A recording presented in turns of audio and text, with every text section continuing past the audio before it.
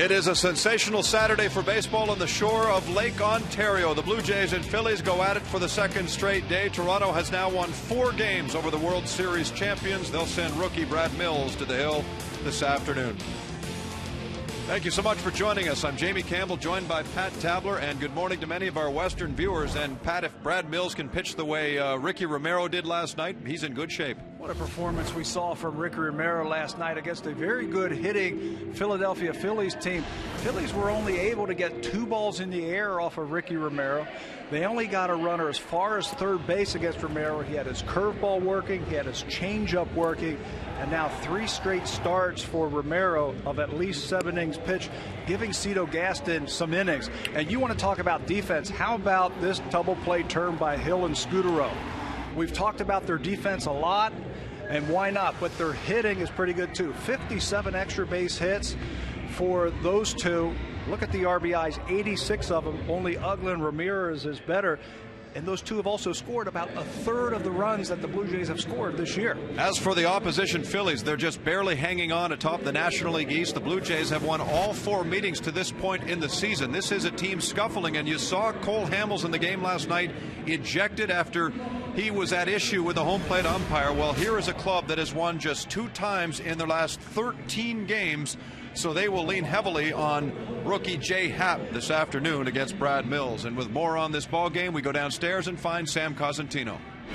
Thanks so much, Jamie. Over the course of the 4 games played between these 2 teams this year, Blue Jays hitters have been patient. They've run up pitch counts, and they've given themselves more opportunities to score runs. The Philadelphia Phillies hitters have not been quite as patient. They have struck out 39 times over the course of those 4 games. Blue Jays hitters have walked 24 times, accounting for 6 runs. And so we'll see if that holds up true today. But the Blue Jays hitters, by being able to extend innings, as a result, giving themselves more chances to score runs, and have scored more runs than the Phillies. Sam, a couple of kids go to the mound for the Blue Jays this afternoon on Junior Jays Saturday. So a lot of kids will be watching too, and we'll present it to you on Sportsnet when we return.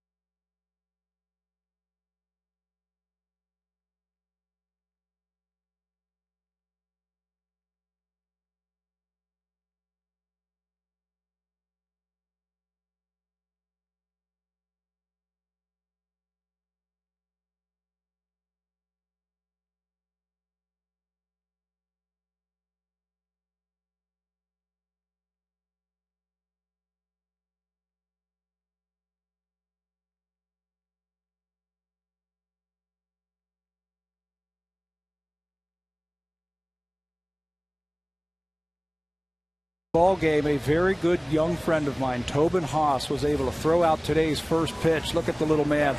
I got to meet him through Sick Kids Hospital here in Toronto. He got to throw it to his favorite player, Johnny McDonald. Pictures all around, autographs all around. So, Tobin, good job out there today before today's game. Great little arm, too. Yes. And what a day for him to come to the ballpark, because he gets to see his favorite player starting at third for the Jays today. That's John McDonald. So congratulations to Tobin on throwing out the first pitch this afternoon. Game 2 between the Blue Jays and the Phillies coming your way. Philadelphia now just a half game up on first in the National League. And you will also notice that for the third straight game, no Jimmy Rollins. The 2007 MVP held out yet again by manager Charlie Manuel. This is a team that has really struggled, winning just 2 of their last 13. And they'll be looking for a victory today against a young man they faced before, as Brad Mills makes his second start at the big league level. That was his major league debut 9 days ago in Philadelphia. He earned a no decision in that game. The Blue Jays eventually won 8-7. Problem was he needed 94 pitches to get through just 3 2/3 innings, allowing 4 runs on 6 hits. Big trouble. He had 4 walks in that game. Jimmy Rollins and Jason Werth went deep. 8 days off between then and now, so he'll get to face the Phillies once again. The scattering report for young Brad Mills. He's a very smart pitcher. I had a chance to talk with Brad Arnsberg, the pitching coach. He says he knows what he's doing out there. He thinks a good game. Throws right over the top with that fastball. He's also got a curveball and a changeup. And what Arnie told me, he says he really needs to establish his fastball early so he can get hitters out with his off-speed stuff. Here's how they'll line up. This is the defense that Cito Gaston sends out there. And one big change you just mentioned, Jamie. Johnny Mack gets his first start at third base this year. He'll be joined by Scudero, Hill, and Millar with the left-hander on the mound. And Raul Chavez, with the injury to Barajas, will get the start behind the plate. There's Johnny Mack. And it's not that Scott Rowland is hurt or unavailable to play. It is simply a case of giving him a day off. You don't sit a guy normally who's riding a 15-game hit streak. Cito's been very consistent about that, giving Scott Rowland the day off, the day game after a night game. So here comes Brad Mills in his second big league start as he faces the leadoff man, Shane Victorino. We are underway, and appreciate your viewership this afternoon. Jamie Campbell is with Pat Tabler and Sam Cosentino. And we'd like to also say hello to those of you watching in Europe today on the North American Sports Network as you tune in for the Blue Jays and Phillies this afternoon from Rogers Center. Here's the rookie Brad Mills from Mesa, Arizona. On the 1-1 pitch, it's high to Victorino. Well, they said they wanted to establish the fastball. That's 3 in a row right there to Victorino. In his last start, he threw 93 pitches. 54 of them were either the changeup or the curveball. Just 39 fastballs in that game. That didn't work out, so they want to use that fastball a little bit earlier this game. Using it a lot here. The count is now 3-1 after 4 consecutive fastballs.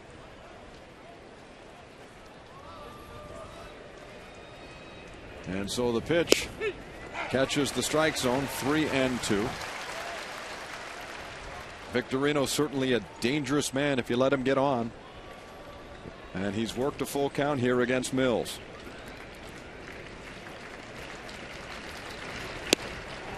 That's way off the plate, so ball 4. And Victorino is aboard. He's walked 34 times now and has 12 steals on the year. Very quick, but when a guy is struggling with his control, he walks the leadoff batter, you don't want to be running into an out. Phillies will probably sit back and just play for the big inning.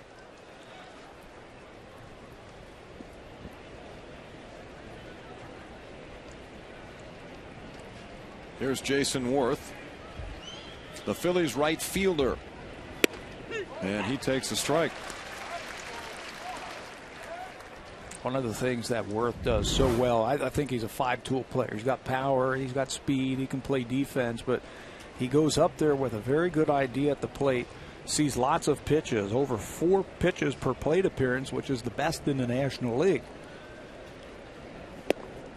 Pretty decent number 2 hitter when you combine the fact that he sees a lot of pitches, and if you make a mistake, he can hurt you with the long ball. And he has certainly hurt the Blue Jays in the last little while, hitting 3 home runs in the last series. 6 all told over 2 years against Toronto. Mills checks Victorino. So Werth is up, Chase Utley on deck for the Phillies, who lost the opener last night.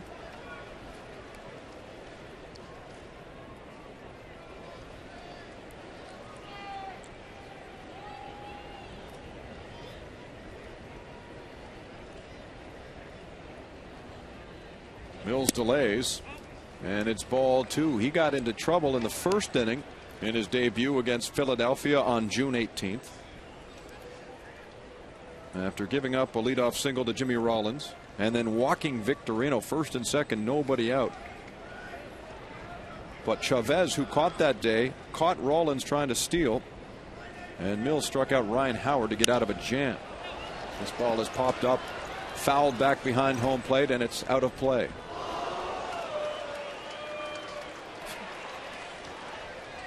The Phils didn't hurt Mills in the first inning. It was the second and the fourth inning where he really got hurt with the long ball.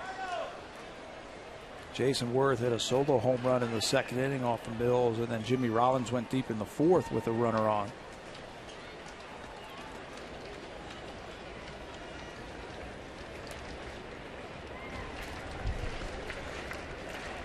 Two and two on Werth. Here's the pitch. Line foul.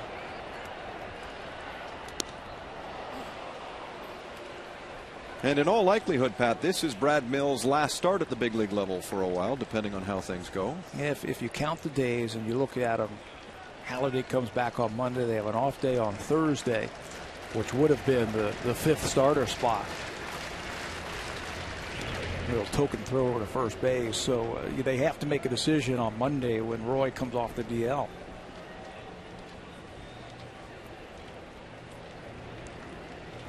There's Victorino after a leadoff walk. Mills working on Jason Werth, 2-2. And the pitch. Swung on and hit high in the air into left field. And this one is well hit. Upper tank, in fact. Oh, my goodness. We haven't seen one of those in a long, long time.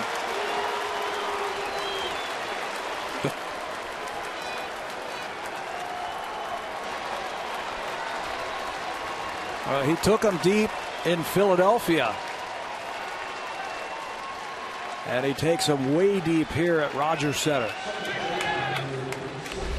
We know how the ball carries here in the summertime, and you know Jason Werth knows he got all that. It's just, is it going to stay fair or not? It straightens out, and that is a fifth deck bomb right there.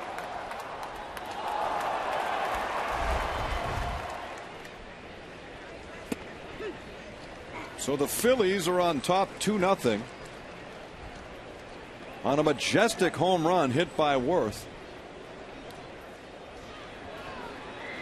Off the top of my head, I'm thinking it's been 4 or 5 years at the very least. In fact, Scott Carson informs me that the last man to hit a home run into the fifth level here at Rogers Center was Vernon Wells in a game against the Baltimore Orioles on September 16th of 2004. And he knocked it off of Rodrigo Lopez.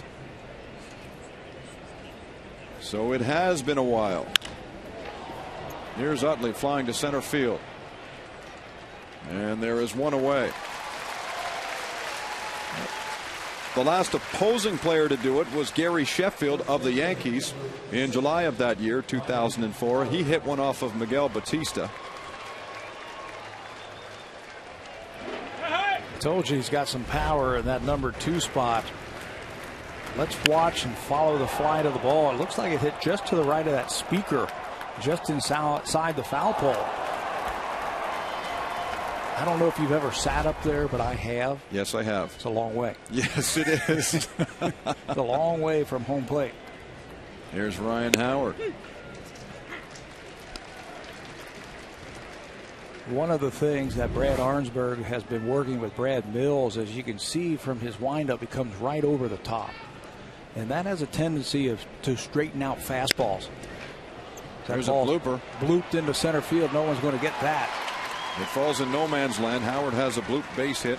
Nothing you can do about that. What they've been trying to do with Brad Mills is try to get him down to a little bit more high 3/4, where you can try and sink the ball just a little bit more. They've been working on a two-seamer, and he says it feels comfortable with him.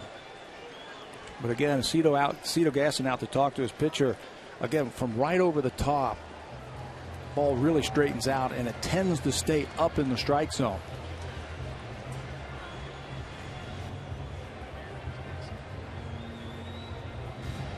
Hand on shoulder. Skipper's doing all the talking.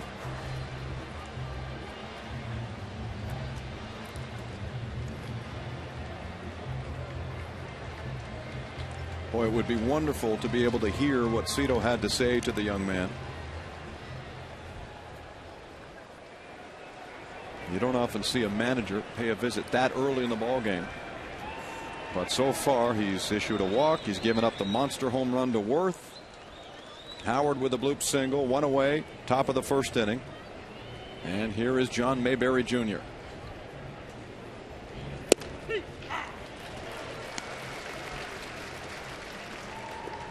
Well, all you can do is just go out there and just keep pumping strikes, make quality pitches, stick to your game plan. Rely on your catcher to help you through these tough times, but ultimately you've got to throw a good pitch. Line to left field, and that's foul. So the count 0-2 on Mayberry.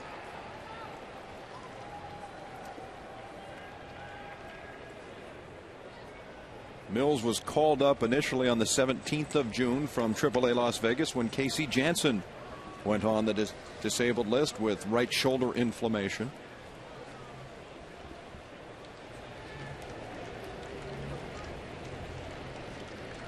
Making his second start, first in 9 days, drops the curveball for ball one. His numbers in Vegas were not that good.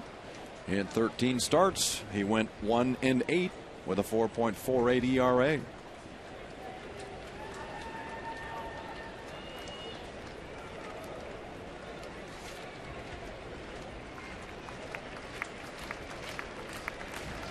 Mills with a 1-2.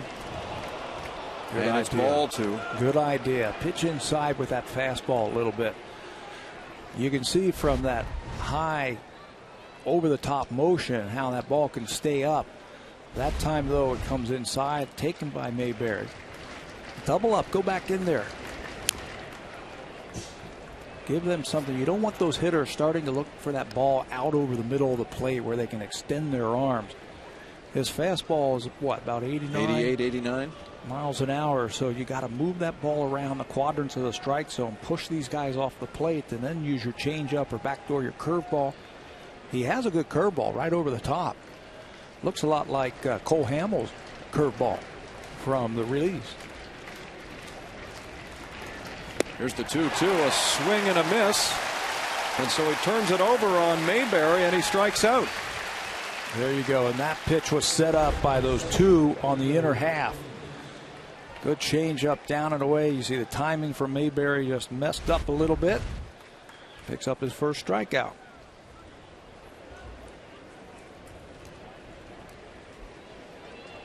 He now faces Pedro Phillies, the Phillies' third baseman.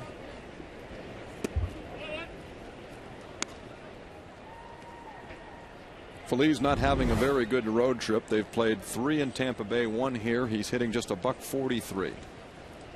2 for 14. Ryan Howard a short lead at first. Here's the pitch from Mills, 2-0.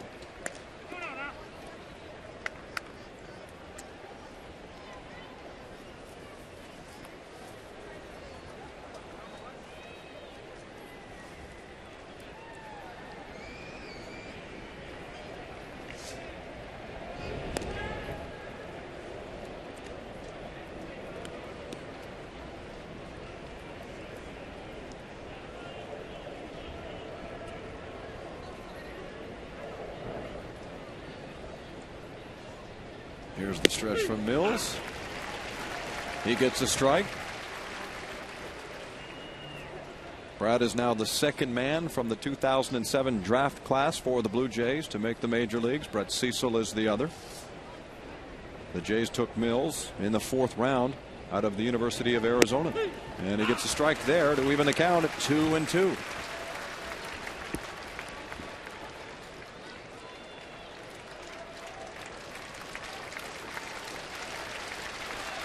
Trying to limit the damage to 2. And so here he comes, and it's hit well to left field, and you can kiss this one goodbye too.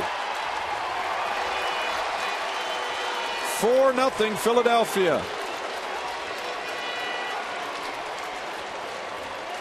Phillies has some power. He's had 4 20 home run seasons in his career. This is just home run number 4 for Pedro Phillies, and the problem was they just couldn't locate that fastball. Watch Chavez, the catcher, move in on the third baseman for the Phillies. He wants it in, and he's got some plate coverage. Reaches out on that fastball away. Second home run of the inning.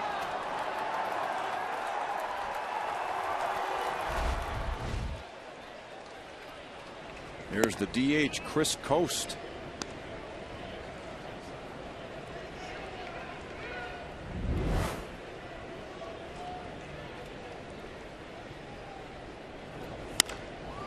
He flies to right field.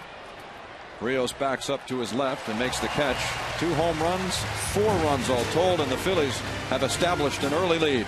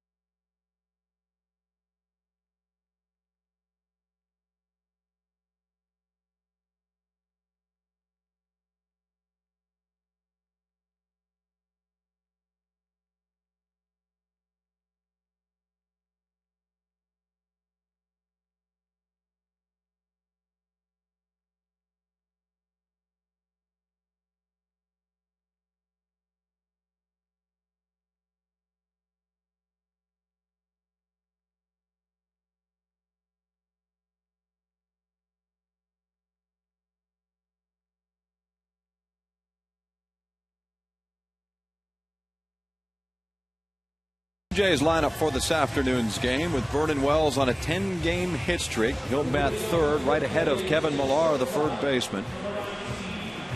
And John McDonald gets a start finally, just his 3rd of the year. He'll be hitting 9th and playing 3rd. Scott Rowland gets a well-deserved break, and he'll watch from the bench as the Blue Jays try and get a few of those runs back against left-hander Jay Happ. Scott Rowland might be upset that he's not going to be able to face a left-hander. Jay Happ was pitching in and out of trouble against the Orioles in his last start. He spread out 10 hits but gave up only 2 runs in 6 innings. Still undefeated this year at 4-0. This is his 19th game in 7 starts. Charlie Manuel's had him go back and forth from the bullpen. Now into the rotation. Throws pretty hard. Opponent's hitting just .234 off of the left-hander. Marcos Scutaro at the top of the order, walked in a run last night. And when Scutaro gets on, and when Scutaro comes around, the Blue Jays are often successful. His presence at the top of the order this year has been paramount to the Blue Jays' success. Happ gets 2 strikes quickly. You can add Aaron Hill at the top of the lineup also. I looked in some of their numbers. They have scored 27% of the runs that the Jays have scored all season long.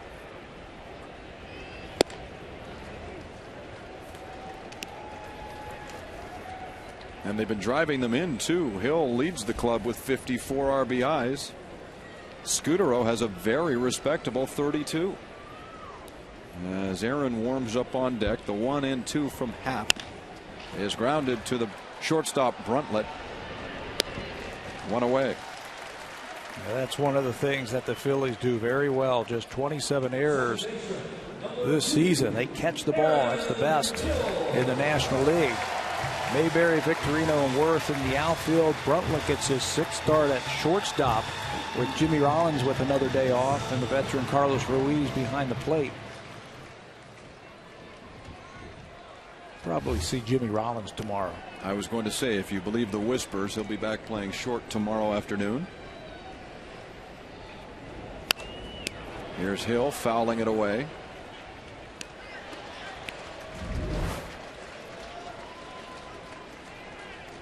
Aaron has hits in 7 straight games,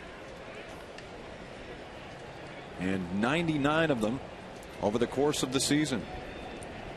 The 0-1 from Happ is up high. How tough is this league? You mentioned this 7-game hit streak, but his average in that 7-game hit streak is 273, so his average has gone down. It's gone down. How about that? Tough league. That normally tells you there's been a few 1-for-5s mixed in. Whereas Scott Rowland, who's not playing today, has a 15-game hit streak, and his average is somewhere around 420. There's the proof. 273 over 7 games. 9 for 33. 1-2 is the count, and he goes after some high cheese. Hill strikes out.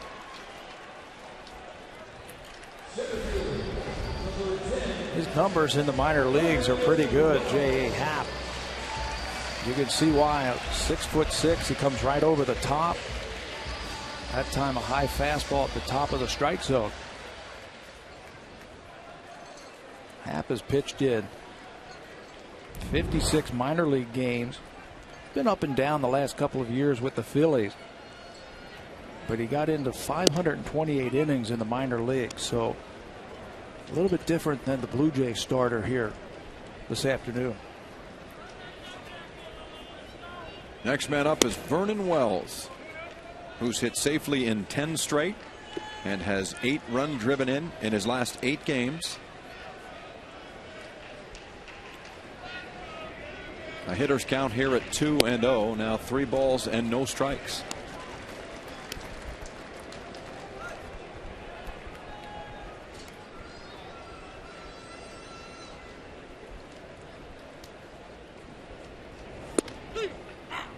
Vernon's taking. It's 3-1. This is a series that features only left-handed starters. 2 today, 2 again tomorrow. Brian Talent against Jamie Moyer. Happ deals, and this ball is hit hard and high to left field, heading towards the corner, and caught at the wall by Mayberry. Vernon just came up a little short, and Happ gets out of the inning 1, 2, and 3 without giving up a run. Well, he got it in just a little bit. Mayberry, 6'6", with some long arms, just takes it right off the wall. And extra bases away from Wells. We head to the second. Jays are down by 4.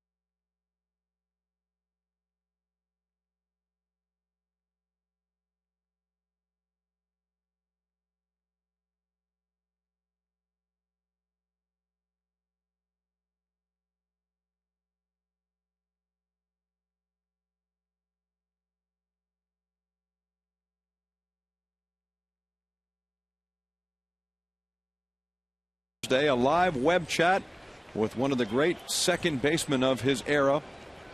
Roberto Alomar will be talking about the back-to-back World Series reunion in August, and subject matters include his favorite memories. So to get involved, please log on to BlueJays.com and look for more details. Your chance to chat for an hour. He'll be on from 6 until 7 p.m. Eastern Time on Thursday, July the 20th. Won't that be a treat?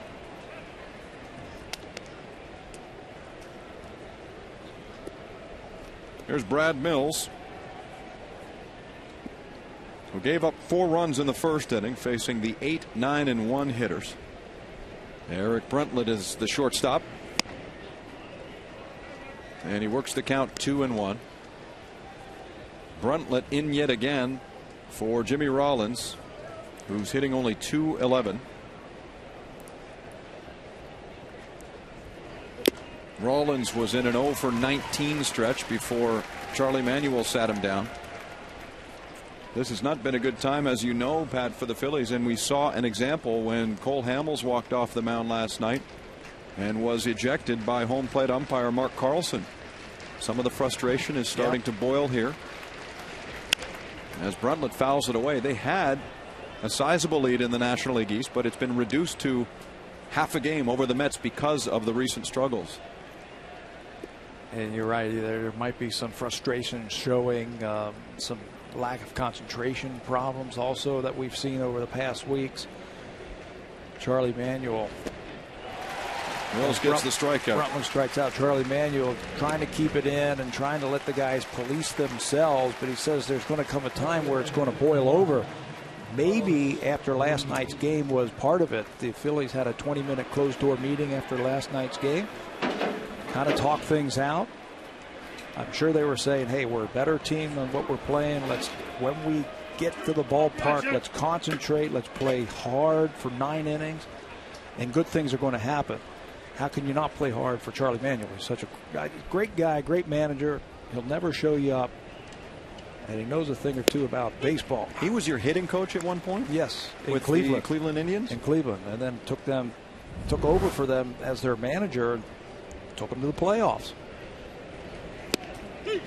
Now there's that good curveball, and it allows Mills to get ahead of Ruiz 0-2. Brad is trying to settle in after giving up a pair of home runs in the first.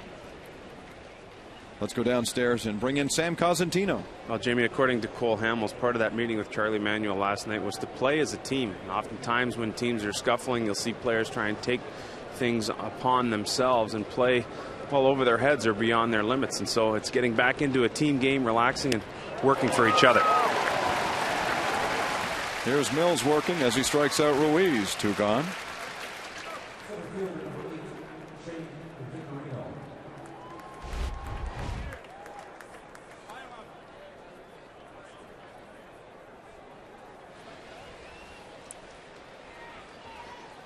Good to see here to start the second inning from Mills, pumping balls into the strike zone there. That time it looked like an off-speed pitch, his 3rd strikeout. Seems to be getting the ball down a little bit better. You see Chavez say, come on, give me the ball down here. This is where I want it.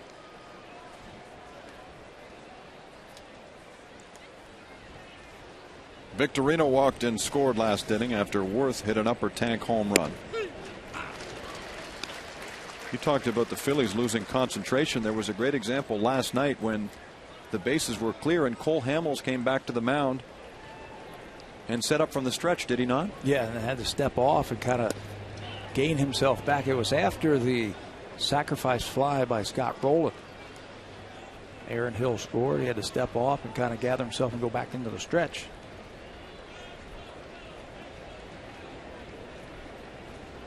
Here's the kick of the pitch from Mills. Strike 2.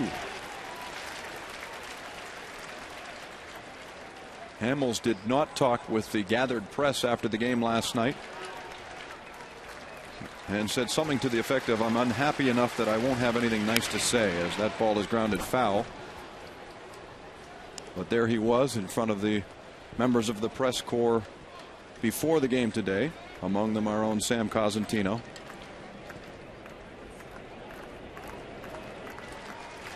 And beside him is the man who'll start tomorrow, Jamie Moyer. 2-2 and a swing and a miss, and Brad Mills, after giving up 4 in the first, strikes out the side in the second inning. What a change.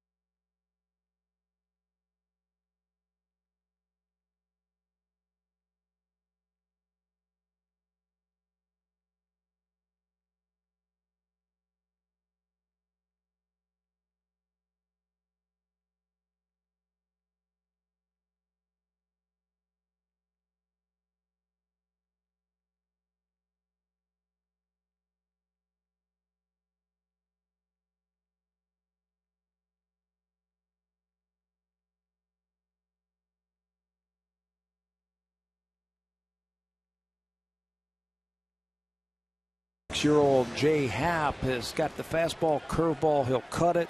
He's also got a good changeup. Pinch count is concerns for the Phillies. He can run up pitch counts if he's not getting his breaking ball over.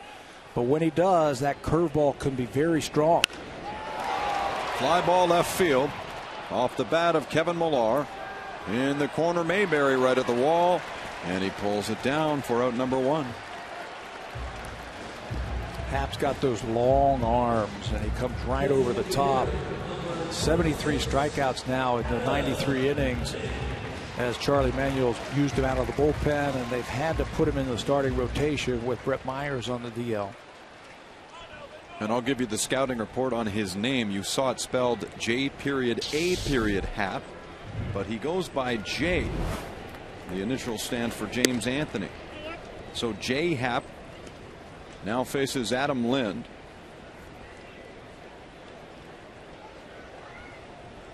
Adam the DH this afternoon. 1-0. Now a strike called. Adam has 7 home runs this month. 5 of them came on the road. He hit 3 down in Texas in that 3-game series, and 2 recently in Philadelphia.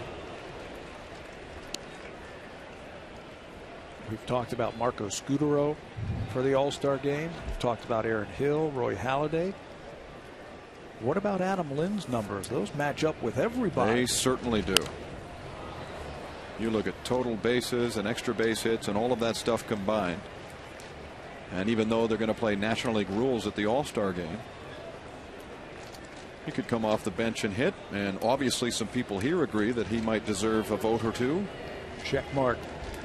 He fits in even better, I think, for the National League game. As that ball's hit up the middle, Bruntlett playing him perfectly will throw him out. A nice stretch by Ryan Howard to save a shortstop an error.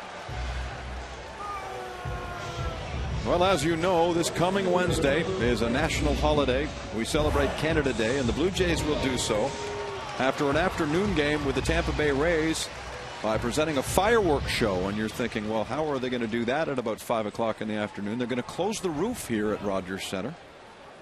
And so the fireworks begin about 20 minutes after the game. You can pick up your tickets by calling the Jays, logging onto their website at bluejays.com, or visiting your select Rogers Plus location.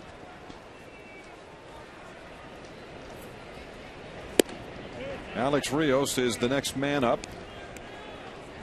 Rios just 2 hits on this homestand so far.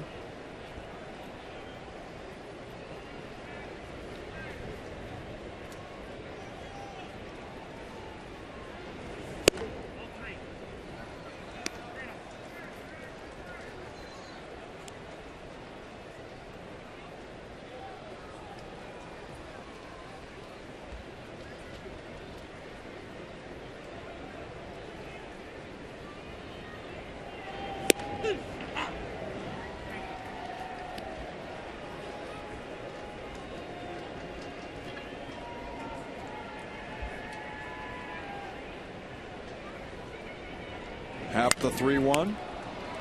Now a full count on Rios. Happ's last start was last Saturday at home against Baltimore. Got a no decision there, working 6 innings. The Phillies lost 6-5, coughing up a lead to the Orioles. As Rios lines to right field, and it's caught on the fly by Werth. The Phillies get a 1-2-3 second and lead the Blue Jays 4-0. You're watching Blue Jays baseball on Rogers Sportsnet.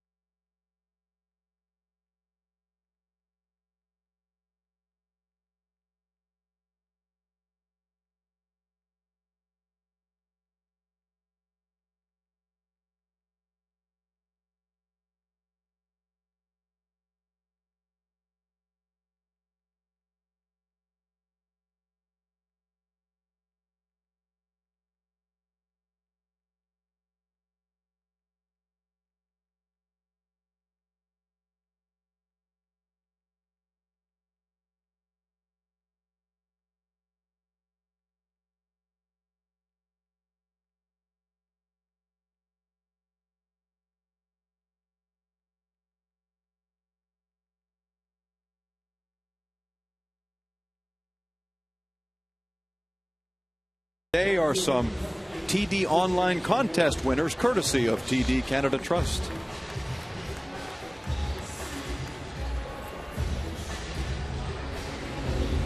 What a day to be sitting down there. Bright sunshine. The perfect summer afternoon for baseball. Absolutely perfect weather to be playing baseball or watching baseball. And the best part, no humidity.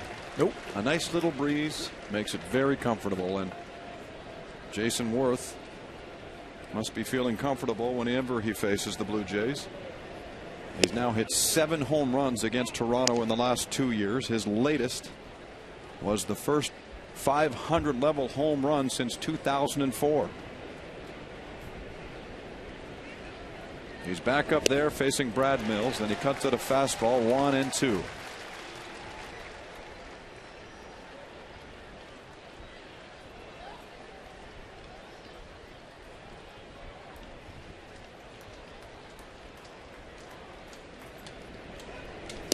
There's a curveball.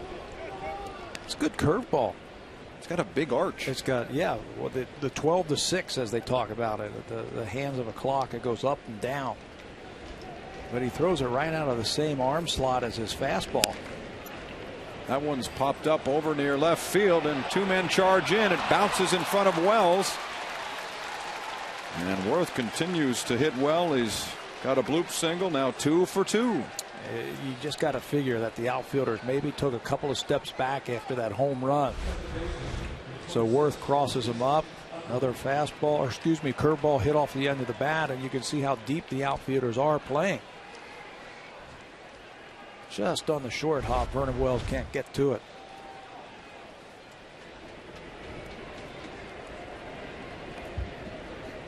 Here comes Chase Utley with a man on. Heart of the order here for the Phillies, with Werth, Utley, and Howard coming to the plate.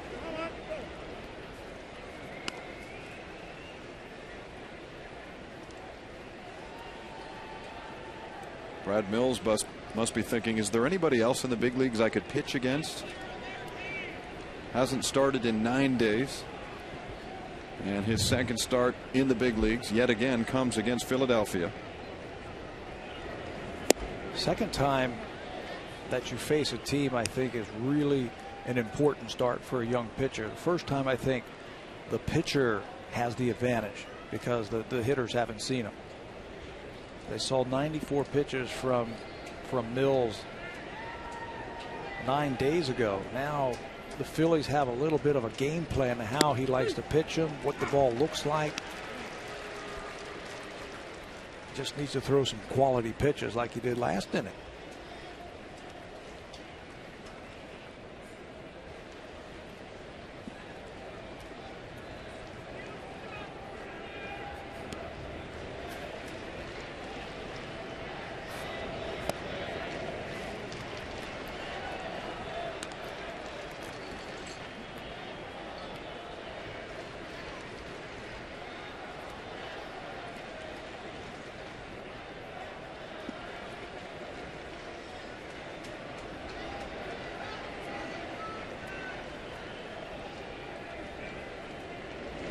The 3-1 swung on and missed.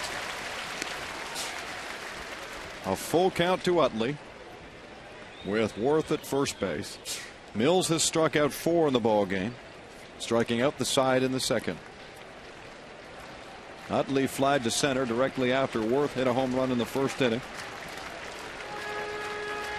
He has won the Silver Slugger Award for second baseman the last 3 years with great power. Runner goes, and it's slapped to center field.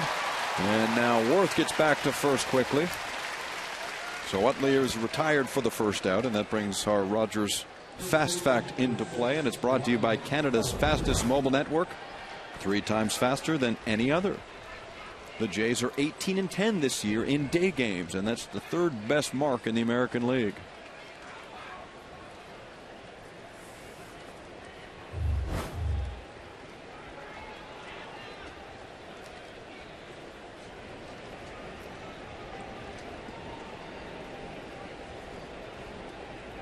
Next hitter is Ryan Howard.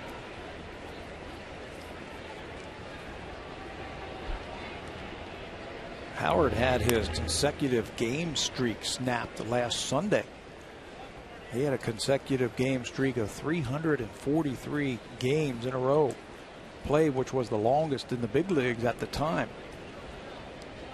Actually had to go to the hospital a little bit, some flu-like symptoms. Missed a couple of games. It's the longest streak for the Phillies since Pete Rose played in 717 consecutive games back in 79 through 83. You can always count on Ryan Howard. Just pencil his name in, number 4. And he's put up some gargantuan numbers over the last few years. It feels like he just broke into the big leagues. And yet there he is with 197 career home runs, which puts him 8th in Philadelphia Phillies history. 7 more, and he ties Dick Allen for 7th place.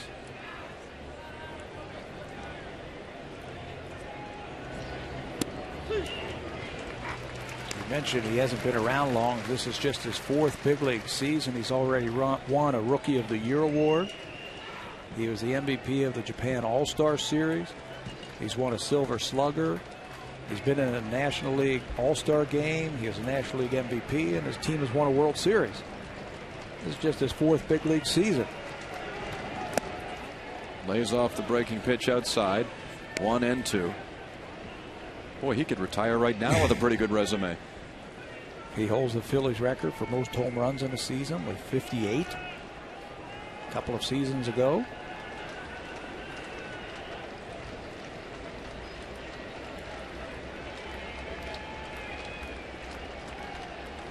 Mills waits and then tosses over to first. Kevin Millar's over there not only holding on Werth, but engaging in conversation too. 4-0 Philadelphia, 3rd inning. 1 on and 1 out. And a 1-2 pitch on the way to Howard. Swung on and missed. He changes it up and gets the strikeout. But you know, if you're Charlie Manuel, you'll trade some strikeouts for the production that Howard has had. This looks like a changeup that's up in the zone. Mills has picked up some strikeouts now, 5 of them.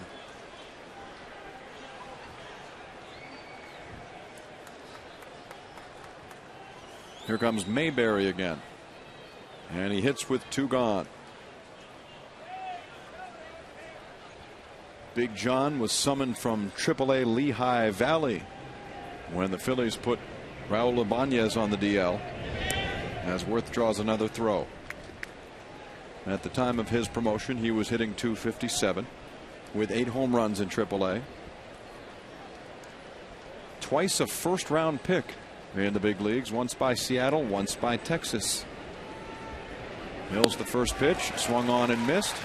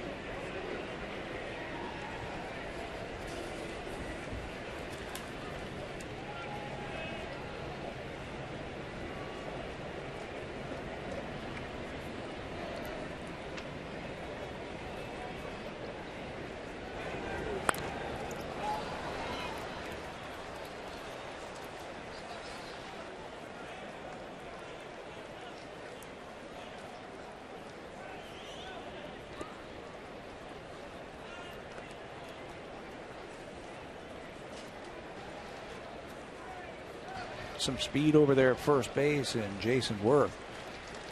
That's why Brad Mills is being very cautious with an aggressive lead now. He's got 1 foot on the carpet. Here's the 0-2, and he struck him out. Brad Mills gets the K on Mayberry, leaving Werth at first base. No damage done here at a 4-0 Phillies advantage.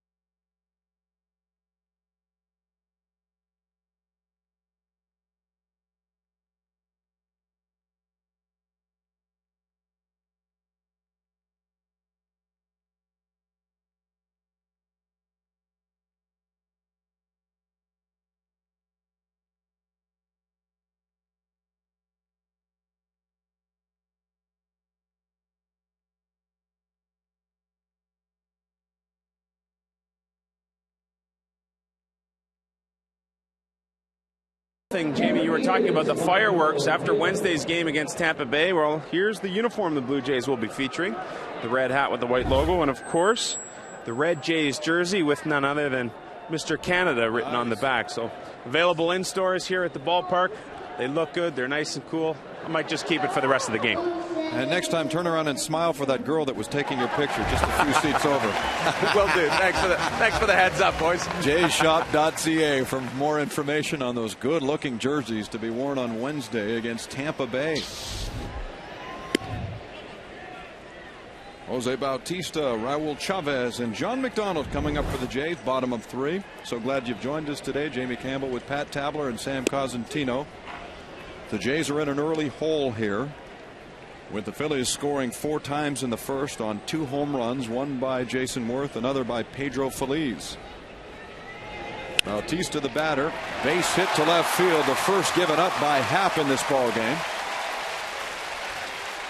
And once again we go downstairs to the guy wearing that nifty red jersey. Well, Jamie, Raul Chavez comes to the plate here and will be catching for the foreseeable future, at least in the short term anyways. Rod Barajas left last night's game with a right hamstring injury. And Pat, you talked about it during the game. You can't really have just one catcher. So the Blue Jays did call up Kyle Phillips, but did not sign the papers or make the move official, although the move was announced. I saw Barajas before the game. He said he's feeling okay, can catch in an emergency situation. Backing up first base might be a bit of an issue, but you don't see a whole lot of that anymore. And so expect Chavez to catch. They'll give Barajas a couple of more days to figure out if indeed he needs to go on the 15-day DL, but that would be a long time to miss a guy who's done a great job with this young staff. Yeah, he's a gamer too. He went right into Cito's office when he got here this morning and said, I'm okay, I can play. And of course, if he decides in the next few days with the Jays organization that it's best to go on the DL, they can make it retroactive to last night. So it's not like he would miss any additional time. And they'll have Phillips here, right? They have him here, in fact. As that ball's fouled away, and you have to feel, as good as it is for the Blue Jays to know that perhaps the injury isn't as serious as first thought, you have to feel bad for Kyle Phillips, who's never been in the big leagues before, makes the flight all the way from Las Vegas, and was hoping to be on the major league roster, and is told that for now he's not going to be. But he's hitting well in AAA Las Vegas and may get an opportunity at some point. Here's Chavez rolling to third, and the Phillies pull off a 5-4-3 double play. I told you that they can pick that ball in the infield.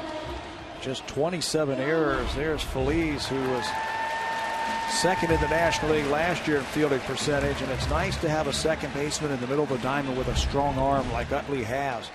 Throw took him off a little bit. Phillies there, just one error in his last 57 games last year.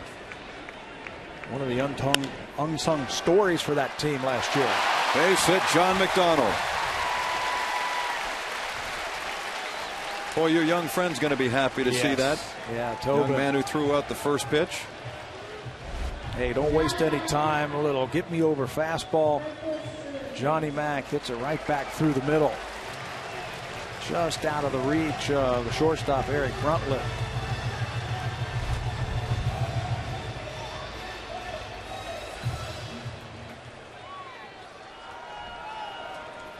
So Johnny Mack's at first, and Marcos Scudero is the hitter. There's Tobin Haas. Front row seats, get to watch his buddy Johnny Mack get a knock this afternoon. And let's revisit that opening pitch. Look at the leg kick. Look where he's throwing it from. That's 60 feet 6 inches. Right. See, they got the little mound up there for the thing. And he told Johnny yesterday, he said, I'm going to throw it from the big mound. Right. And he said, well, do you want me up in front? He goes, no, you go back behind the plate. I can reach it there. Johnny said, just throw it anywhere. I'm going to catch it. That was great. Tried to backdoor a breaking ball. Here's the 2-0 to Scudero, and it's in for strike one.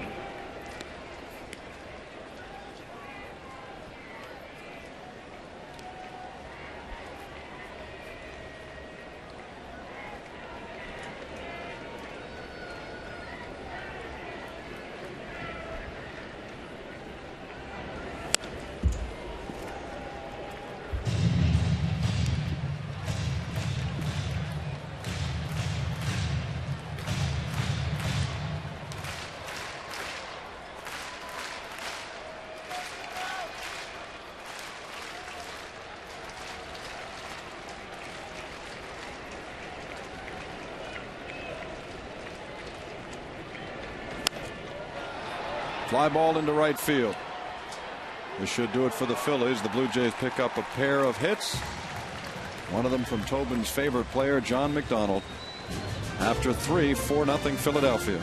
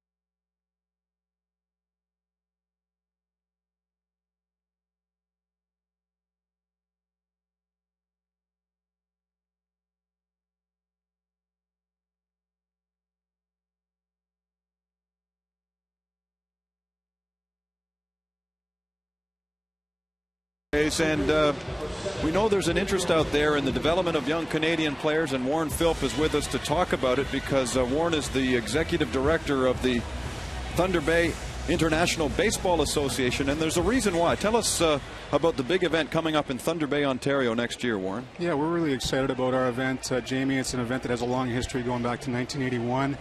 And it's an event that's just like World Junior Hockey and FIFA U20 soccer without near the profile, and we're trying to change that with our event next year. So it's the World Junior Championships coming to Thunder Bay.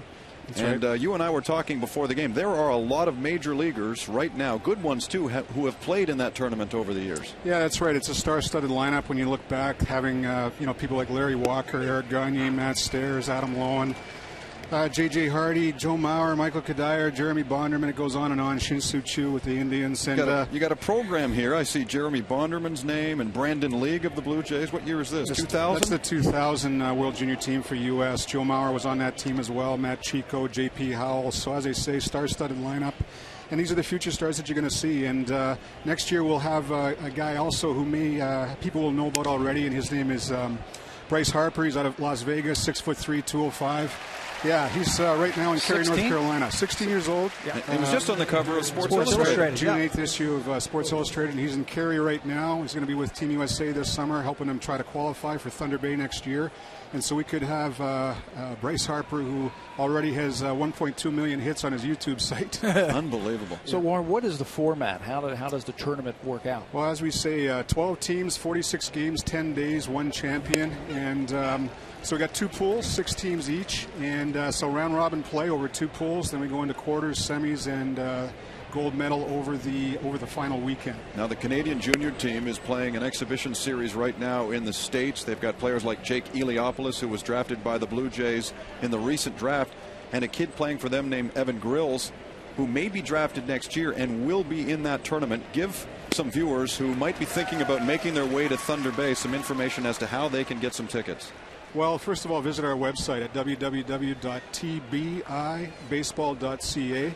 Keep tracking that, and we're going to have our ticket packages out probably third quarter towards Christmas, so people can take a look at a gamut of options they have for tickets. All right, Warren, thank you so much for joining us, and good luck. Thanks, Jimmy. Okay, that's Warren Philp, who will be organizing the World Junior Championship next year in Thunder Bay, Ontario, as Chris Coast bloops this down the line. A fair ball picked up by Millar. And so Coast is aboard with 1 out here in the 4th inning.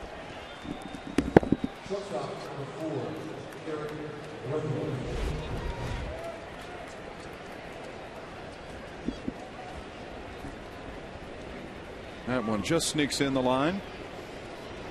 That's got to be frustrating for pitchers. You make a good pitch, you jam a guy, and he just muscles it just barely fair down the right field line for the base hit. 5th one here for the Phillies. You know, I don't know if we mentioned the dates, Jamie, about that tournament next year. It's going to be July 23rd through August the 1st of next year. So if you're interested in going to that, that would be a lot of fun for a really hardcore fan. Oh, it's a beautiful city, too. And, again, that website, tbibaseball.ca, for more information. Your chance to look at some of the future stars as they play for their respective junior teams. And it's a great brand of baseball. I mean, when you see what some of these young kids can do, you know, they throw hard.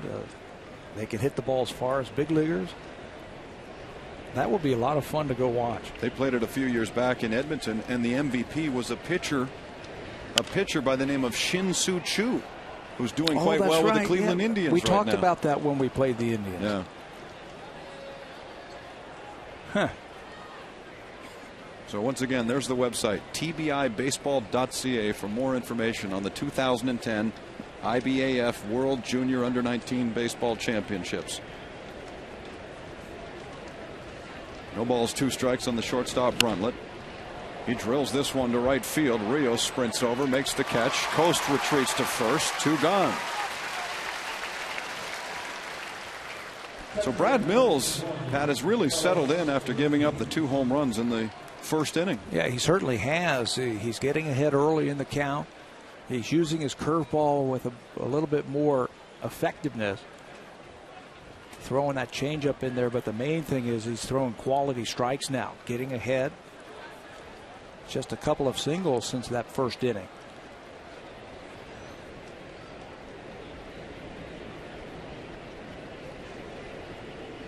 And with 2 away, Carlos Ruiz is the hitter. And he knocks the first one into center field. Vernon Wells sprints over. It's beyond him and off the wall. Coast heading around third. He's waved home. Hill with the throw home, cut off by Millar. And now Ruiz is back to second because Scutaro can't cover. He'll stay there after Hill backs up. But Ruiz was dead to rights if somebody's at the bag. Well, on a double into the gap in right center field, there's tandem, second baseman, shortstop. They have to go out for the relay. First the pitch, elevated, hit hard by Ruiz into right center field. The ball just kept tailing away from Vernon Wells. He just can't get it, but he gets it in quickly. And you'll see Hill and Scutaro standing in tandem. The throw is cut off by Millar, but as Scutaro went back to second base to cover, he runs into the second base umpire, Jeff Nelson. So the Phillies increase their lead now to 5-0. Man in scoring position for Shane Victorino. Ruiz doubles and picks up just his 15th run driven in this year and 11th double on the season.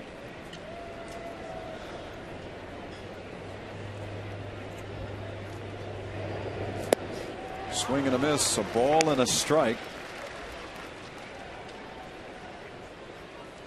You may recall, if you tuned in last night, the Phillies were held without an extra base hit for the first time all year.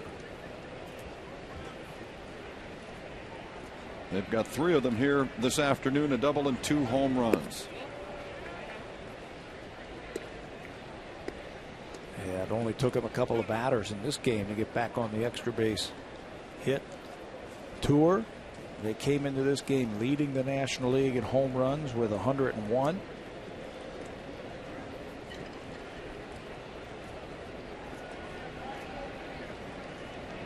Mills comes to the plate, and it's lofted in foul ground beyond the reach of Millar.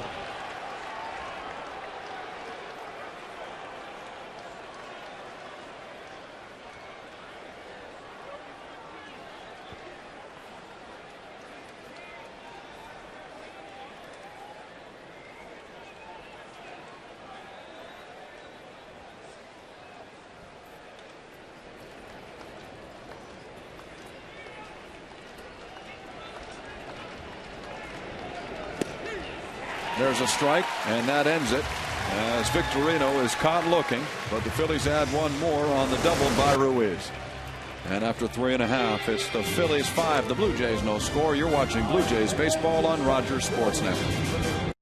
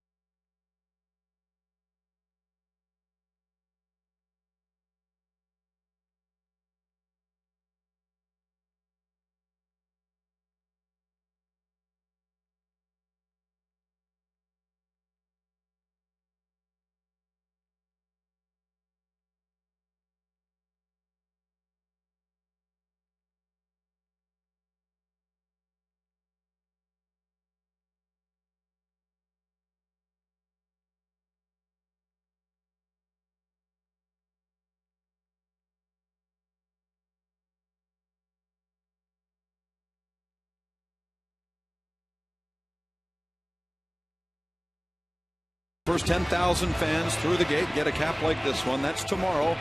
And the finale of this series beginning here at 1 o'clock local time. Visit a Rogers Plus location to get your tickets for the active Green and Ross Italian Day cap. Jay Happ and the Phillies lead the Blue Jays 5-0 into the last of the fourth inning. It'll be Aaron Hill, Vernon Wells, and Kevin Millar coming to the plate. Just 2 hits for the Jays so far.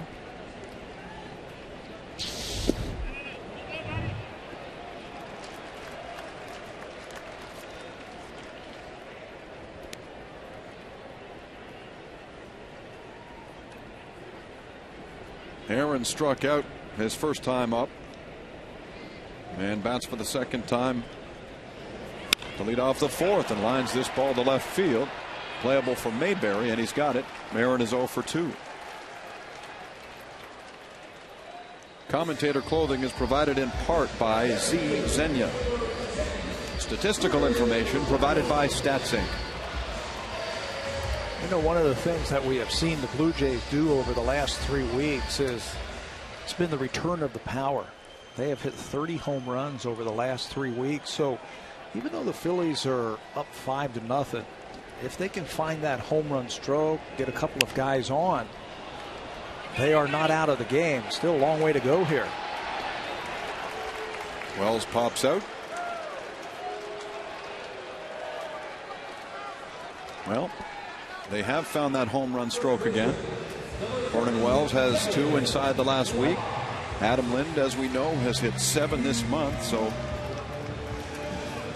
5-0 is not necessarily safe here at Rogers Center. That's my point. And the guy that I know Cito Gaston would like to see get going with the home run stroke is Alex Rios. I mean, he is capable of getting into one of those grooves where, you know, you hit 5 in 1 week. I mean, that's the kind of power he has. We just haven't seen it consistently this whole season.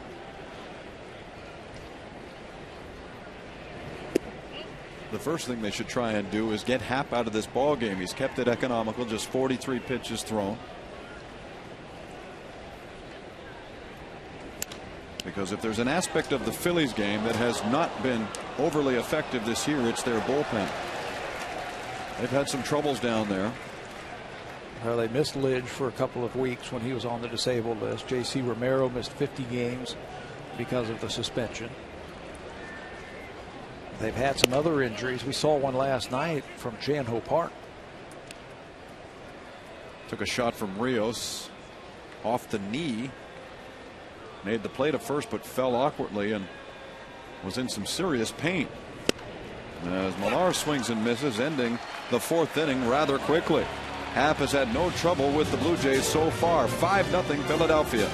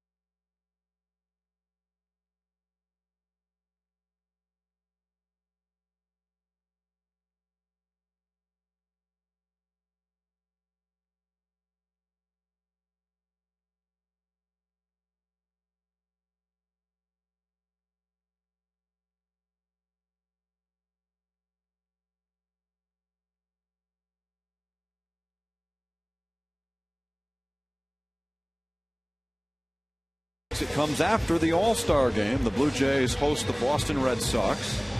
Kids 14 and under can take part in the Passport program, and by collecting 3 stamps, get a miniature Scott Rowland bobblehead. So for more information, look at bluejays.com/juniorjays or visit your local Rogers Plus location.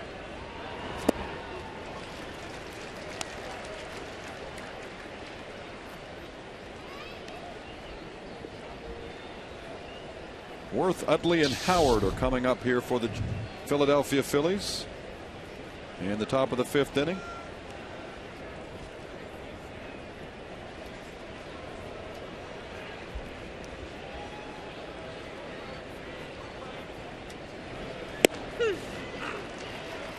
Last year, Jason Werth hit 3 home runs in a single game against the Blue Jays and lacked a 2-run shot for the quote-unquote home run cycle.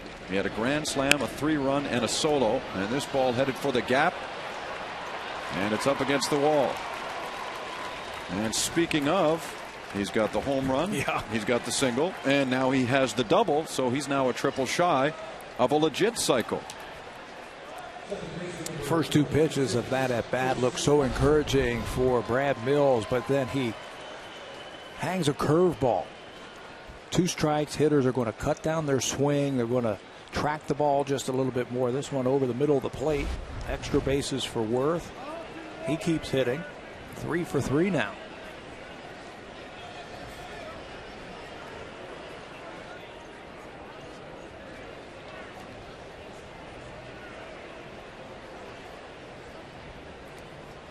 So Mills is in some trouble to begin the 5th. And some bodies begin to stir in the Blue Jays bullpen as Chase Utley comes to the plate. The young left-hander has already thrown 85 pitches as he checks Werth and checks him again. Here's the pitch to Utley, high and tight.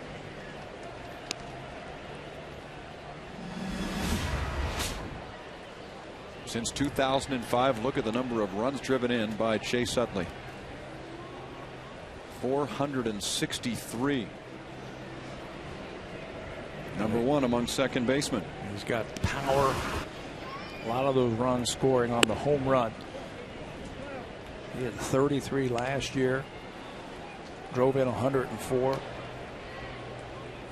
He's had 4 straight seasons of 20 home runs, at least 20 home runs and 100 RBIs. That's massive production for a middle infielder.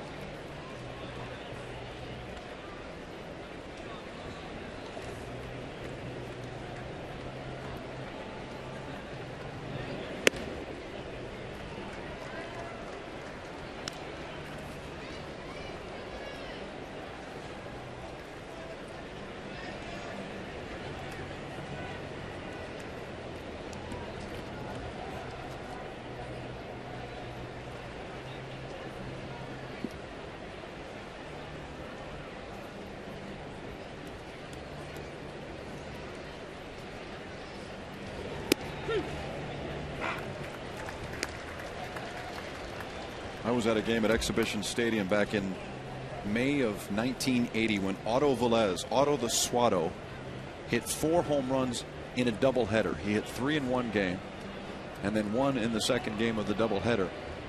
And they were the home run cycle. 1 was a grand slam, 1 was a 3-run shot, 1 a 2-run shot, and another a solo home run. But over the course of 2 games, as that pitch is inside, a swing and a miss. Now, I didn't realize this until I had been reading Baseball Digest, a wonderful publication. Right. And a gentleman by the name of Dan Bortolotti of Aurora, Ontario, had written into their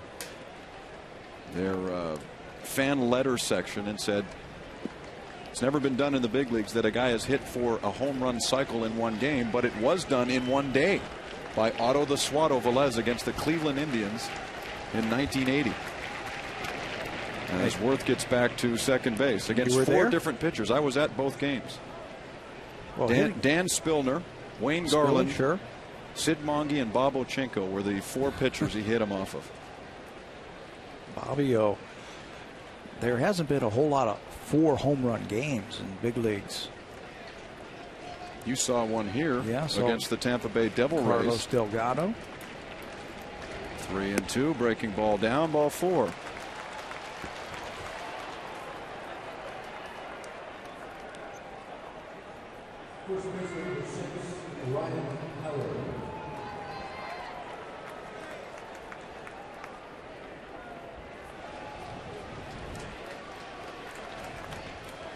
Well, Cito's patience might be wearing a little thin now, and the pitch count continues to rise for Brad Mills. And if he looks off into the left field bullpen, he knows that Sean Camp has been throwing. And with 2 men on and nobody out, Ryan Howard, who is 1 for 2.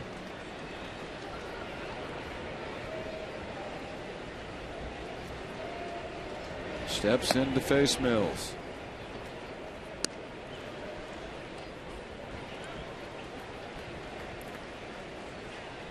Johnny Mack played some third base here. Not real sure where they want him.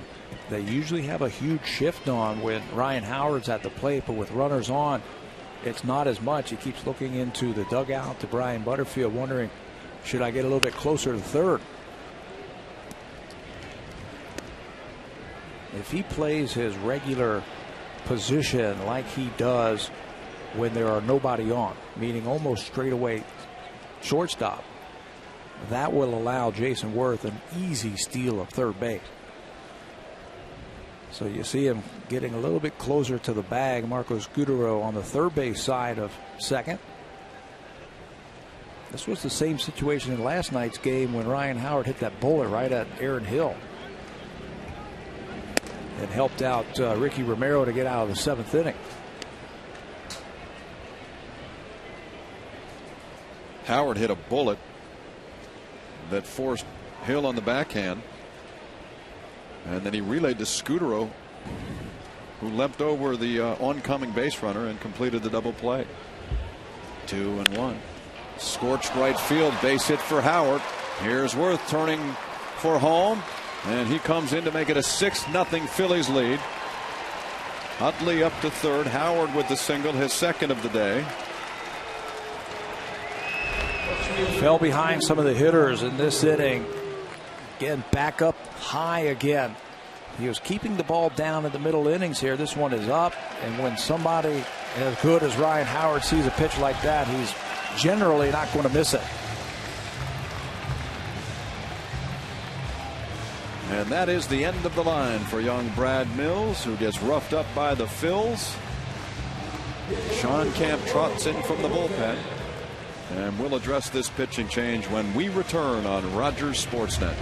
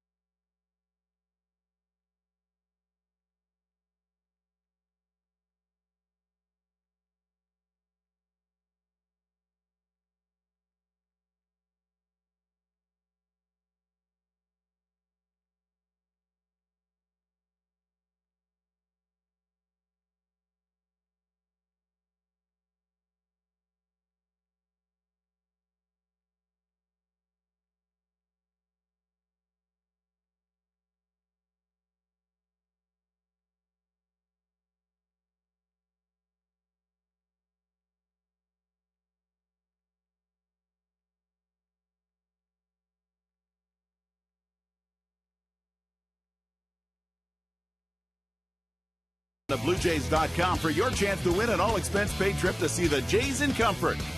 TD Canada Trust, putting you in the comfort zone.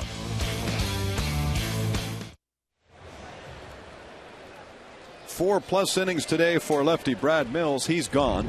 And Sean Camp comes in from the bullpen. He's 0-3 on the season. What a job he did a couple of days ago when he came in relief against the Cincinnati Reds and threw 4 innings. Gave Cito Gaston those 4 innings, just 3 hits and an earned run.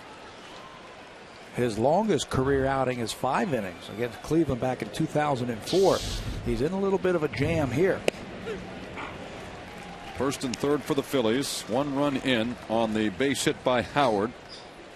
So it's now 6-0.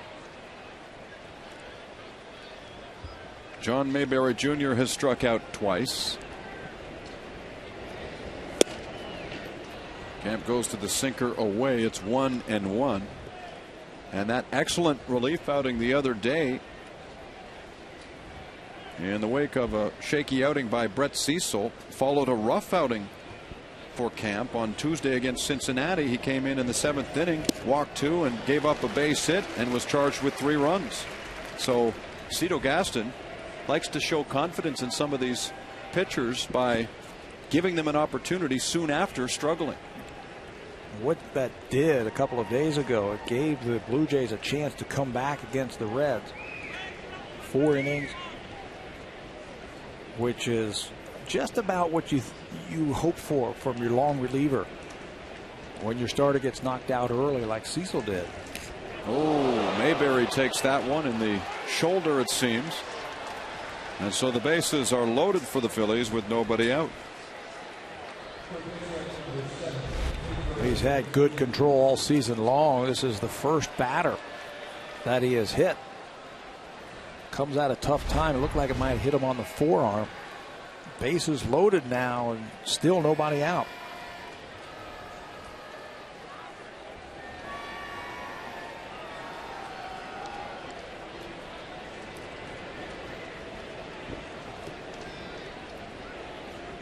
Pedro Feliz now takes ball 1. Feliz homered in the first inning.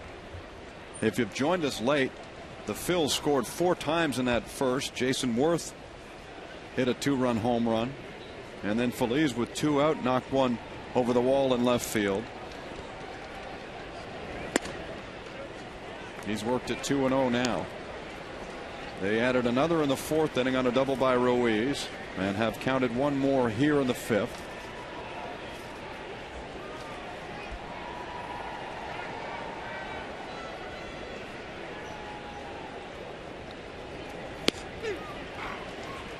On the other side of things, Jay Happ has been tremendous over 4, giving up just 2 singles.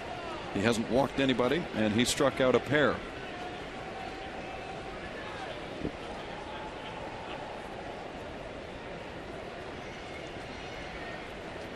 There's the 2-1 pitch, line to left. Bautista is there. Utley tags at third, and he does not budge. Jose Bautista's got a pretty good arm out there. Yeah, but did you see what he did? He got back behind the ball and then come sprinting in to catch the ball as his momentum is bringing him towards the plate. The infielder gets rid of the ball quickly. He's played some infield. A lot of times you'll see like outfielders kind of with the long motion with their arm, they kind of wind up to get on top of it. But because Bautista's played some infield, he catches the ball quickly, gets rid of it quickly, and throws it hard to home to hold that runner.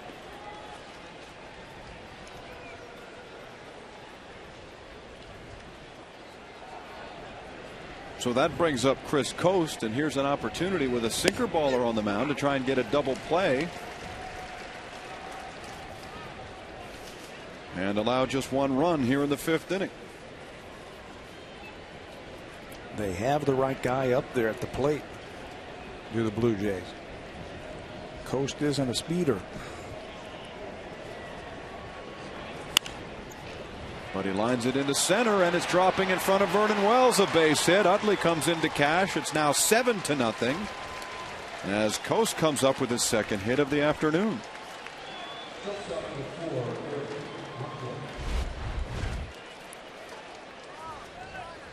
Ball got in on him just a little bit. Nothing you can do about that. Even as a runner, you have to hold up because you're not sure if Vernon Wells is going to be able to run it down. So just 1 run scores. Everybody moves up a base. The Phils have put 2 on the board here with just 1 out. Eric Bruntlett could use a base hit, just hitting 133. He takes a strike from Camp. Bruntlett 0 for 2 today.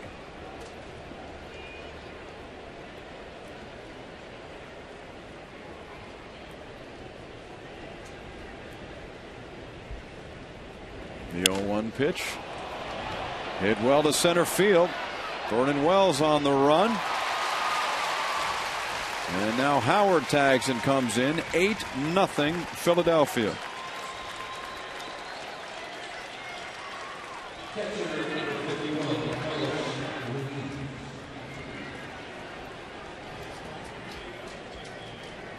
So close the books now on Brad Mills, whose 4 innings of work yields 8 runs.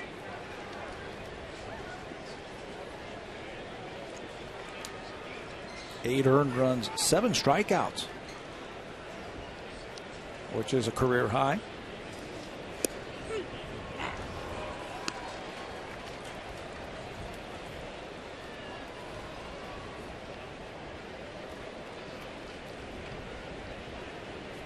One strike on Ruiz. Camp with the pitch. And now it's 0-2. 8 runs all earned. 7 Ks, as you mentioned, over 4+ innings in his second big league start. He watches now as Camp tries to clean up the mess here. Shot to third. A quick throw by McDonald. And the tag is not applied as Millar is pulled off the bag. He tried to sweep tag there on Ruiz, but couldn't make contact.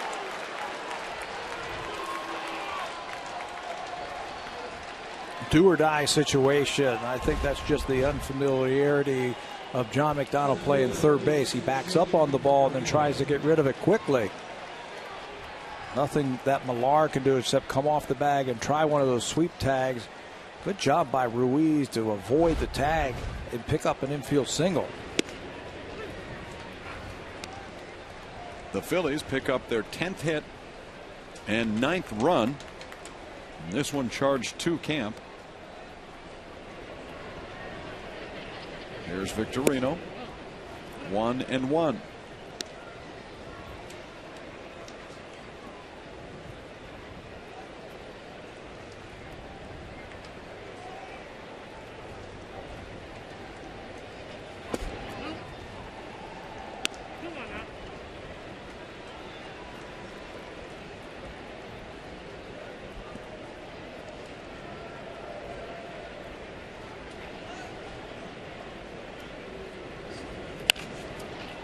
Fly ball into center field.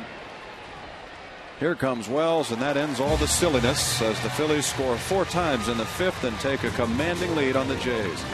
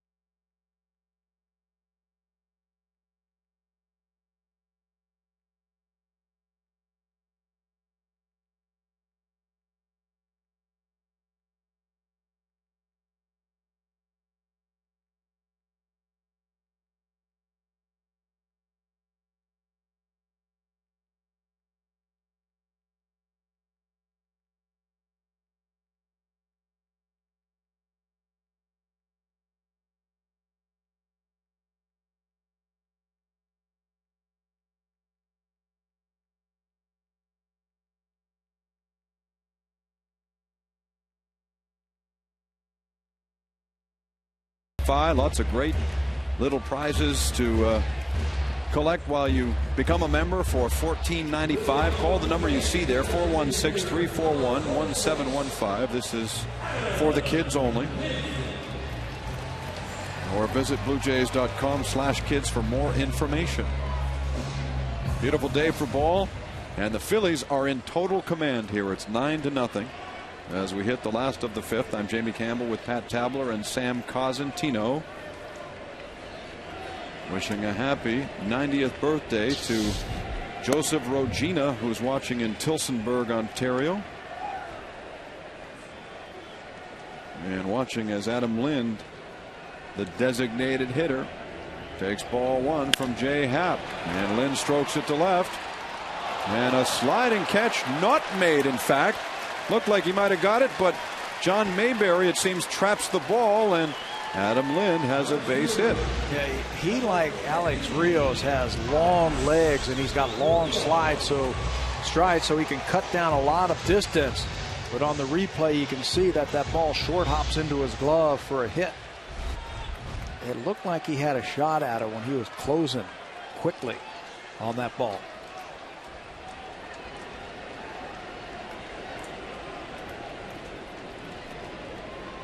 Alex Rios now takes ball one.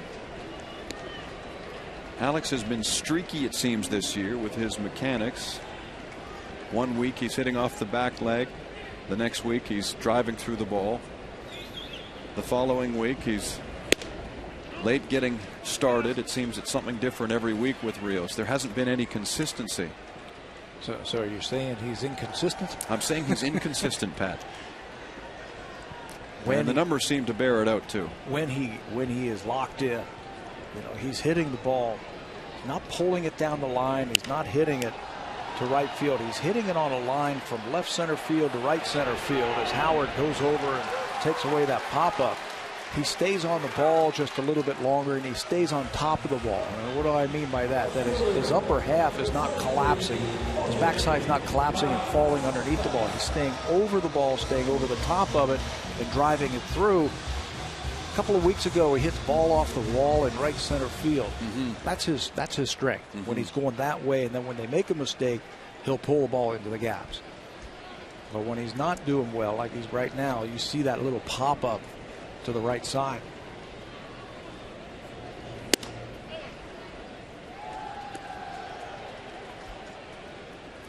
In the series in Washington, Cito Gaston had asked not only Rios but Jose Bautista to watch Nick Johnson and study how Johnson got his timing down. And Johnson, if you caught our broadcast over 3 games in Washington, they couldn't get him out. At one point he reached base 10 consecutive times. He's always had a great eye, though, and a good short swing. We've talked about it before, how timing and rhythm is such a big part of hitting. Cito was talking yesterday about one of the reasons why he thinks Roland is doing so well is he's got his hands going right now. Meaning he's going back before he goes forward. A lot of times when guys are going in a slump, they're just not ready to hit. They don't have those hands moving.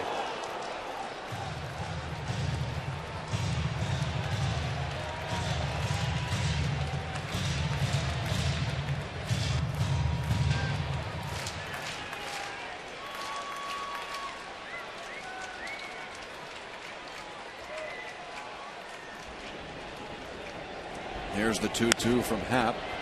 Fouled out of play. Bautista was acquired last year from the Pittsburgh Pirates for catcher Robinson Diaz. 1 home run this year. That was hit back in April in Chicago. Got a man on here and 1 away. Bottom of 5. Happ the pitch. Up high, ball 3.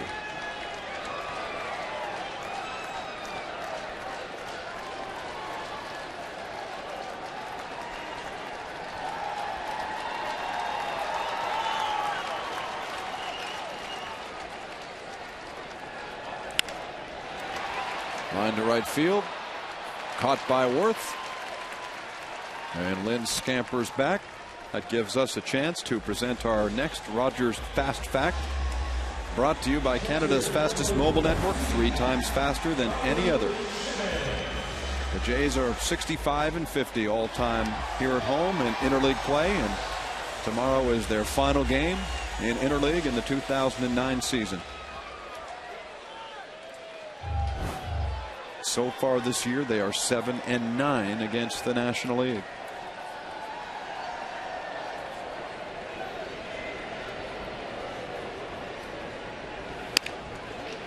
Little roller over to third. Phillies picks it up and throws out Chavez, and that's the inning. 5 in the books, 9-0 Philadelphia.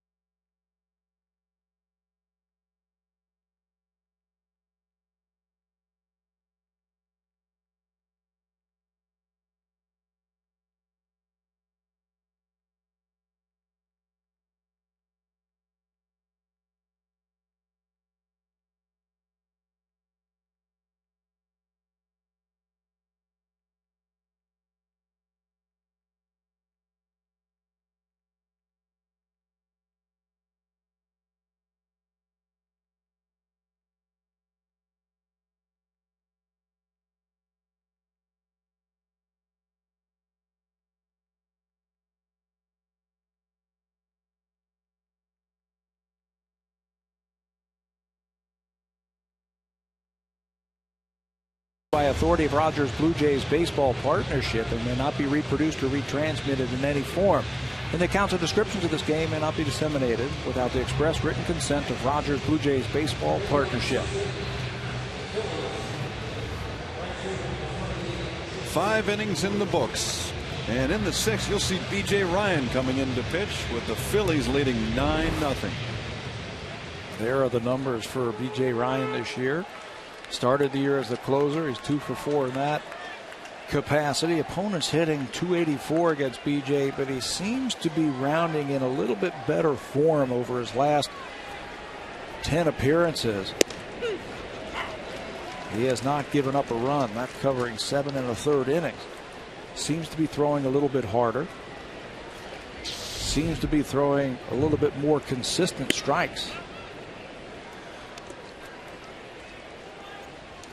He's facing Jason Werth, who has a single, a double, and a home run this afternoon.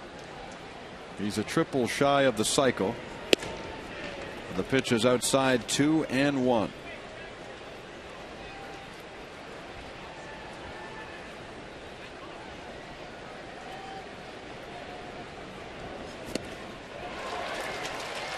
We saw a few cuts like that in Philadelphia where he swings and goes down to one knee.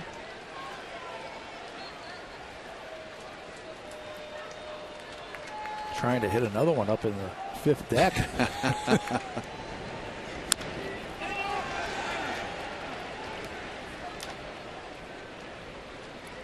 B.J. Ryan now in his 11th year in the major leagues, a 2-time All-Star. Had a tremendous season in his first year with the Blue Jays. Going 38 for 42 in save situations after signing that monster contract. And was the winning pitcher in the All-Star game that year. But 2007 was a washout. He appeared in just 5 games and saw his season come to an end in early April.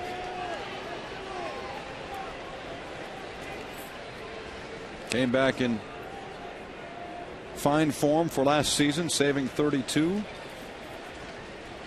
But has fallen out of favor in the closer's role this year.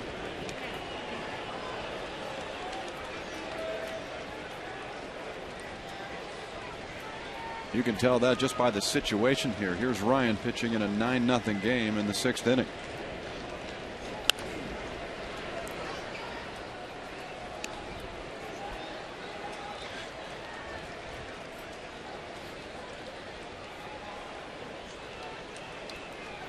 Well, if Jason's going to get a triple here, it's going to be a painful triple. A couple pitches ago, he fouled a ball off his foot. And he seems to be struggling a little bit with it.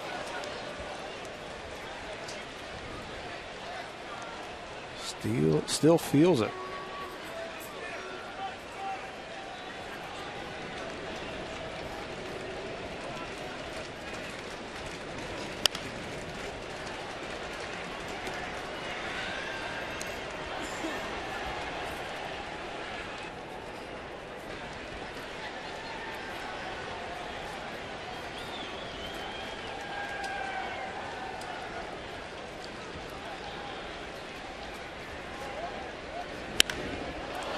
High in the air into left field. Bautista has a look and he can kiss it goodbye. Jason Werth does one better than a triple. His 2nd home run of the afternoon, and the Phillies are into double digits. That'll make that foot feel a little bit better. You don't need to run, just jog around the bases. Home run number 15 this year from Werth. He fouled off some really tough pitches from Ryan. Breaking ball and a fastball just fouled him off until he got one that he liked.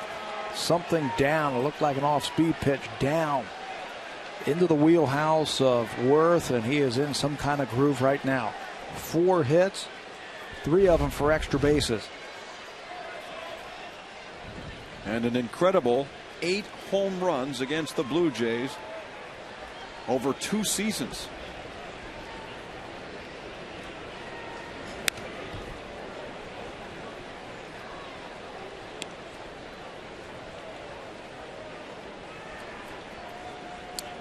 Makes you kind of wonder how a player like that can spend time with different organizations, and why it took so long for a guy like that to develop. Well, he started here and was sent to the Dodgers for Jason Frazier. Spent some time with the Baltimore Orioles and has really found a home in Philadelphia. He certainly has. There's Utley driving the ball to center field, and there's the first out.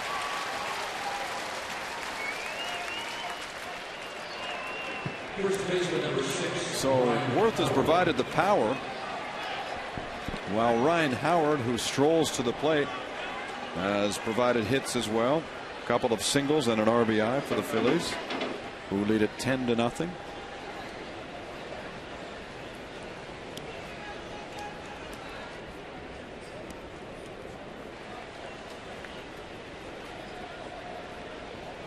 Howard led the National League last year with 146 RBIs.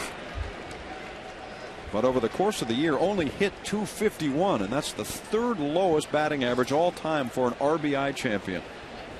The lowest ever was Harmon Killebrew in '62, who drove in 146 as well, hitting .243.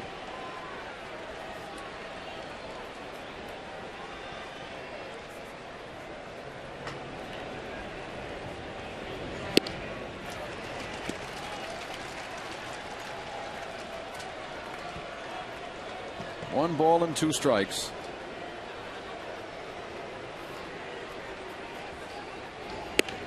And now 2-2 as the infield slides around to the right side to defend against Howard.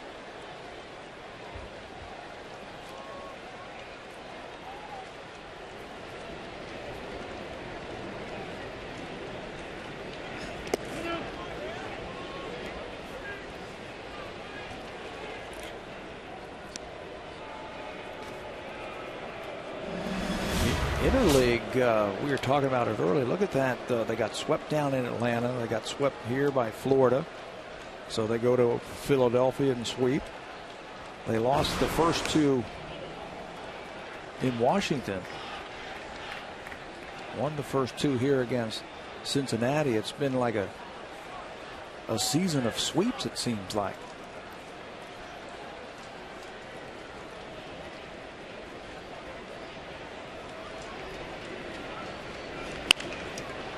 Howard motors this one into center field, and Wells was well back. He can't make the catch there, and Ryan Howard has his third single of the day. Boy, he's taken advantage of the fact that the outfielders have been playing him deep today. Deep, and he's just dumped them right in front of him. Wells is pulled around into right center field, respecting the power of Ryan Howard. He's got a long way to go. Just cannot come up with that one. That's about the third ball that has hit right in front of him this afternoon.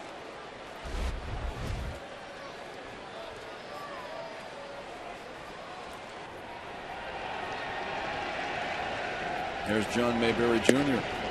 Boy, the Phillies fans who have come down for this series are enjoying this one. 10-0 is the score.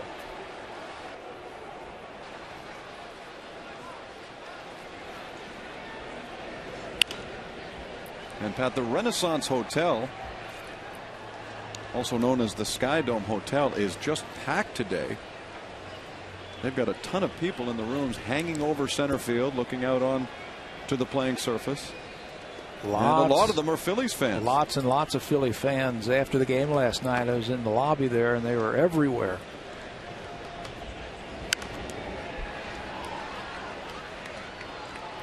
I think it's a lot like when Boston and New York are in town. They can't get tickets in their hometown to go watch their team, so they come up here. The hotels are always packed on the weekends when the Yankees or Red Sox or now the Phillies are in town.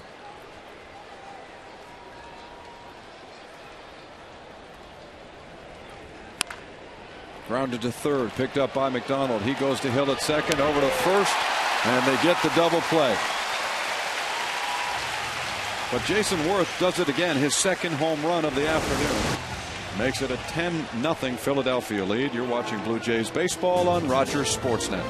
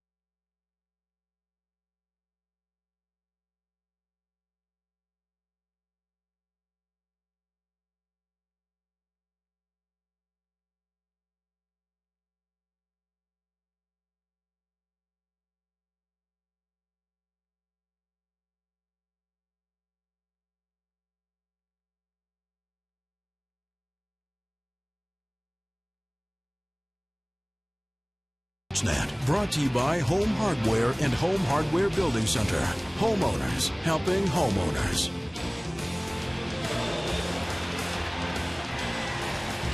What a great weekend here in Toronto. The weather is perfect. The boats are out in the harbor. People busy driving along the Gardner, going to different events, picnics, back and forth to the cottage. And many here enjoying the Blue Jays and the Phillies. Unfortunately for the home side, it's 10-0 as, well, Eric Bruntlett probably should have had that one, but John McDonald is safely aboard. You know Johnny Mack will take that. You're right. I think Bruntlett mistimed his leap, or maybe that was one of those knuckleballs out to him. He looked like he had it all the way. Did he go up with two hands? Yeah, he did, and that one just fooled him. Johnny Mack certainly will take it. 2 base hits now. He's got half the Blue Jay total. In just his third start of the season. And yet he remains so popular here in Toronto as Marco Scutaro takes a strike. Remember, there was a 4-game series in Texas, and McDonald was slated to start the 3rd game. And what happened? It rained. Heavily. Poured. Deluge. That was more water than I've ever seen. And the next day, Cito told us that John had come up to him and said, "Hey, listen, I know I didn't get to start because of the rain out last night, but I think Scutaro's absolutely gassed. He really looks tired. He needs one more day off." And Cito said, "I'm not biting." There's 5, 4, and 3.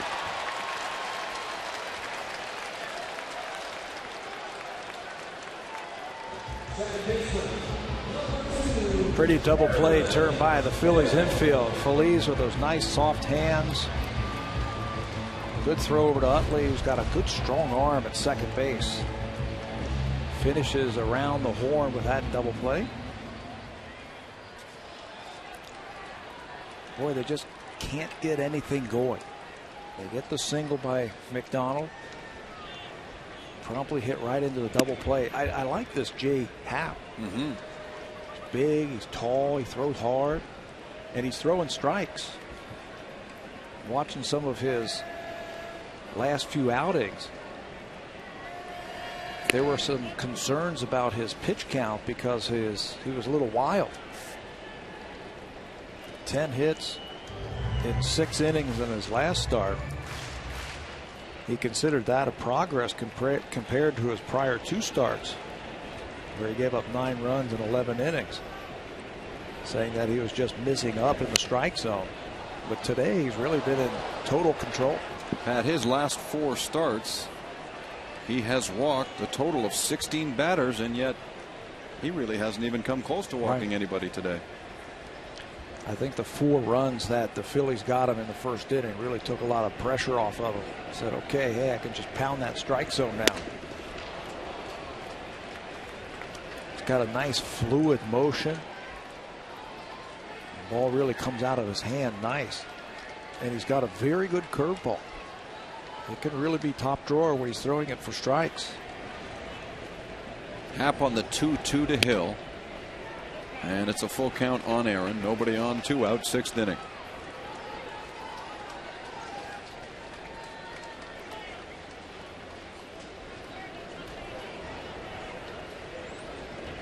Here's the 3-2, and it's fouled off.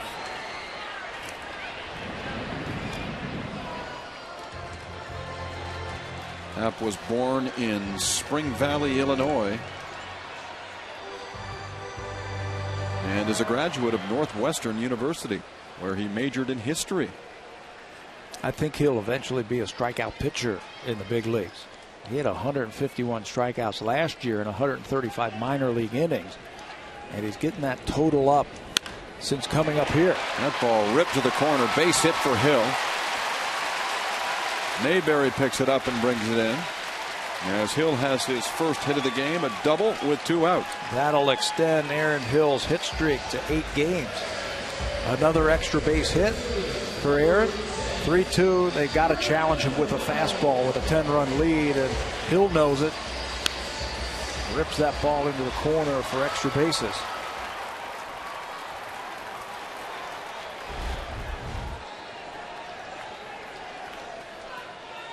Five hits for the Jays. That's their first extra base hit of the afternoon. Here's Vernon Wells, 0 for 2. Happ with the pitch, and it's a strike.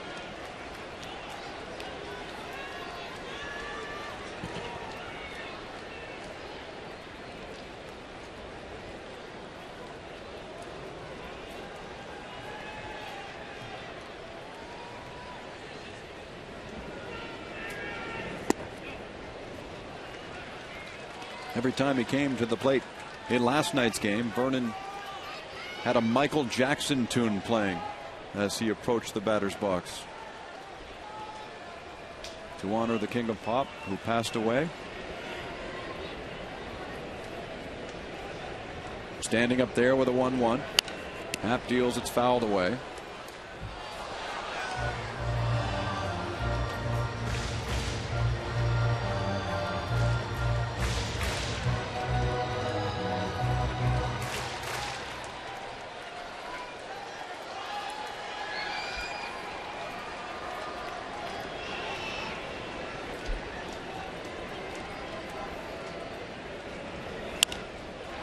Pops this one up. Bruntlett goes out into shallow left and makes the play, and that's it for the Jays. No runs on 2 hits, 1 left. And after 6, 10-0 Philly.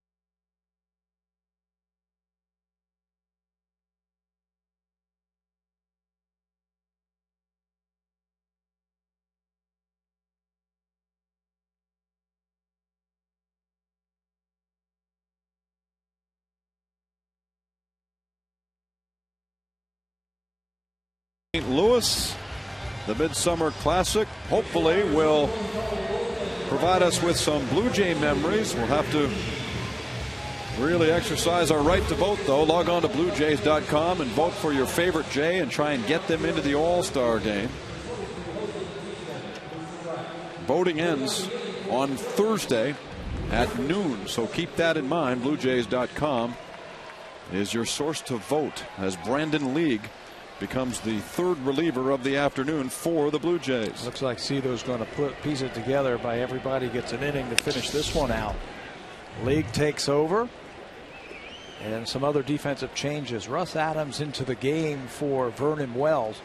Rios moves over from right to center field, and Jose Bautista, who started in left field, takes over in right field. So if you're keeping score at home, put Adams in Vernon Wells' slot in the batting order.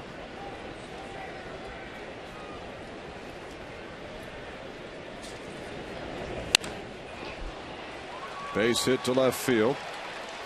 And Feliz greets Brandon League with a double as Adams kicks it around.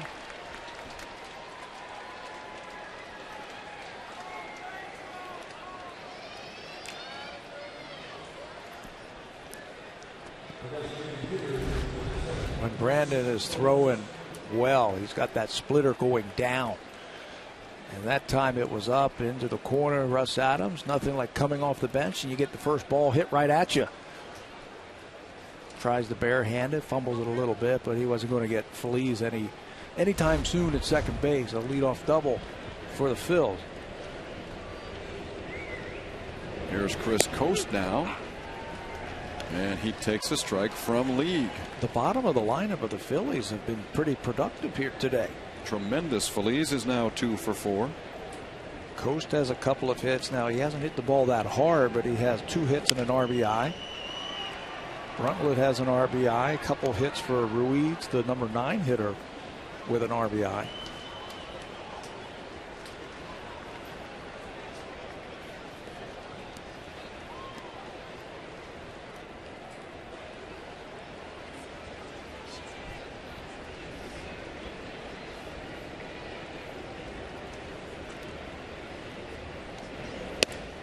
Brandon with the 0-2, and it's in for ball 1.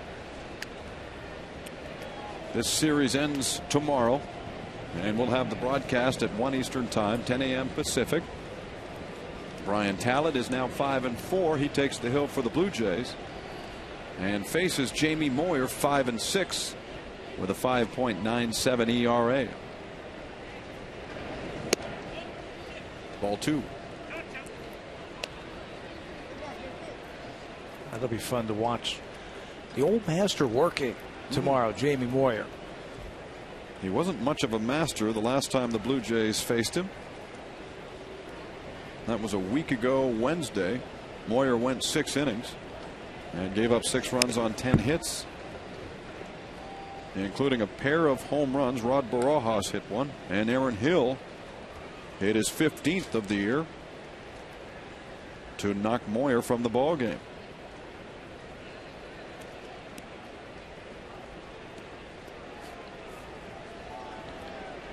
He's seen a few games. Boy, is he ever. In his career.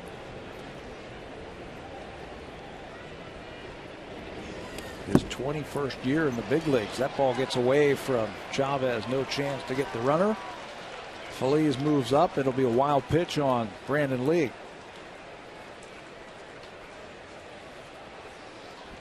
You know how I know Jamie Moyer's been around a long time? I was in conversation with him before the game today. He said, "Who are you working with?" And I said, "Pat Tabler." And he said, "Oh, I played against him. Please say hello to him for me." Yeah, back in the 80s.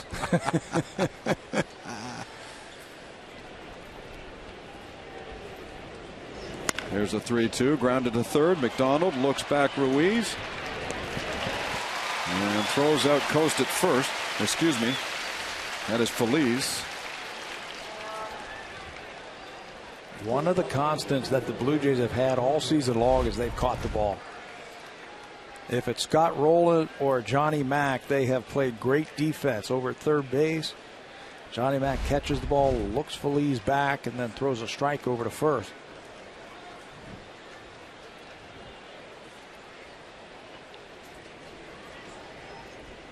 With one out, here's Eric Bruntlett flying to shallow center field.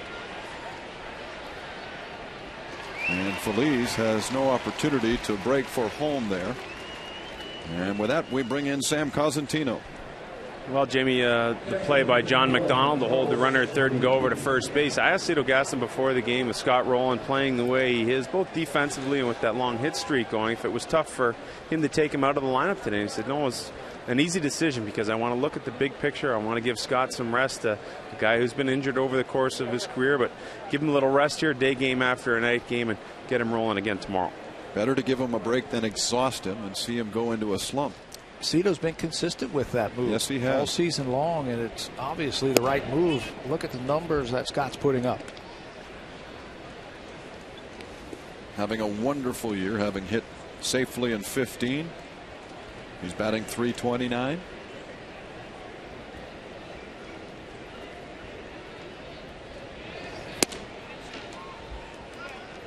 It's a luxury to have him healthy. Remember, he missed almost all of April last year after suffering a finger injury in spring training, doing some innocent little fielding drills with Brian Butterfield.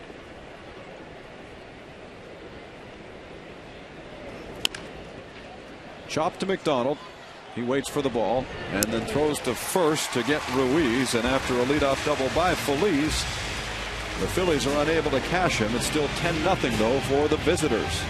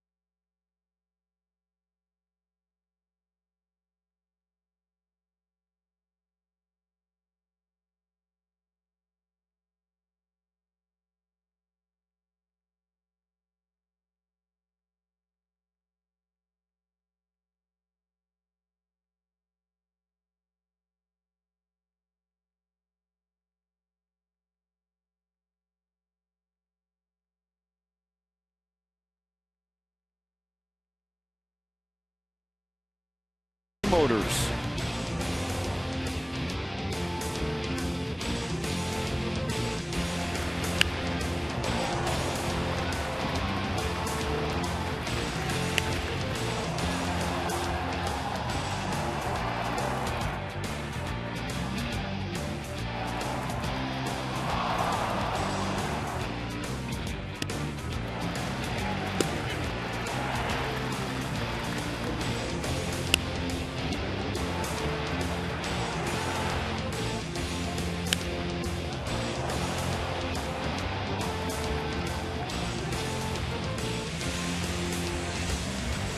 an enjoyable stroll for the Phillies today. 10 runs on 13 hits. Yeah, things didn't start off too well for young Brad Mills in the first inning.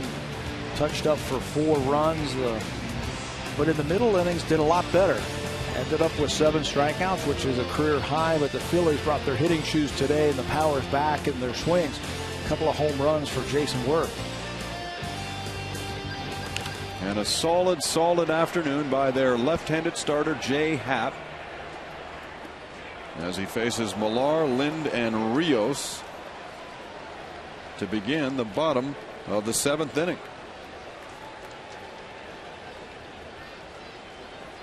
His longest outing this year, 7 innings of work in San Diego on the 3rd of June.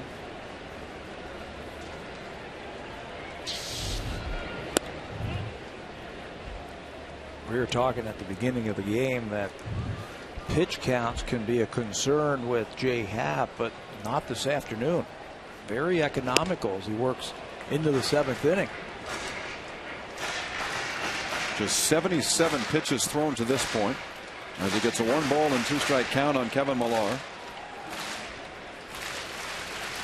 Millar's 0 for 2, flying out and striking out.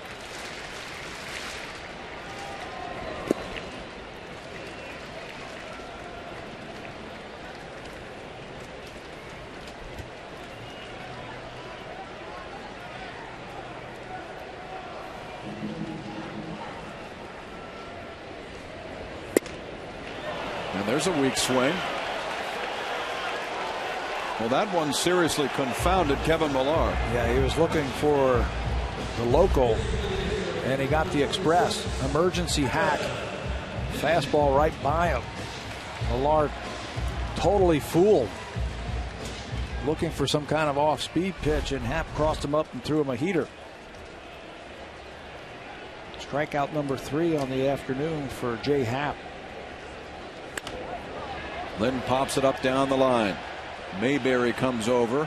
The ball drifting out of play.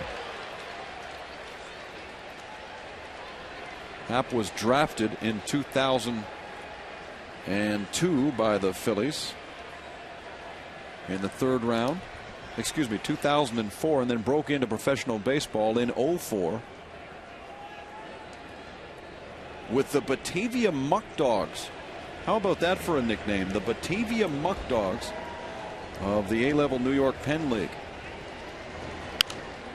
As it's fouled away, and then advanced to low A with the Lakewood Blue Claws. Sure, the Blue Claws.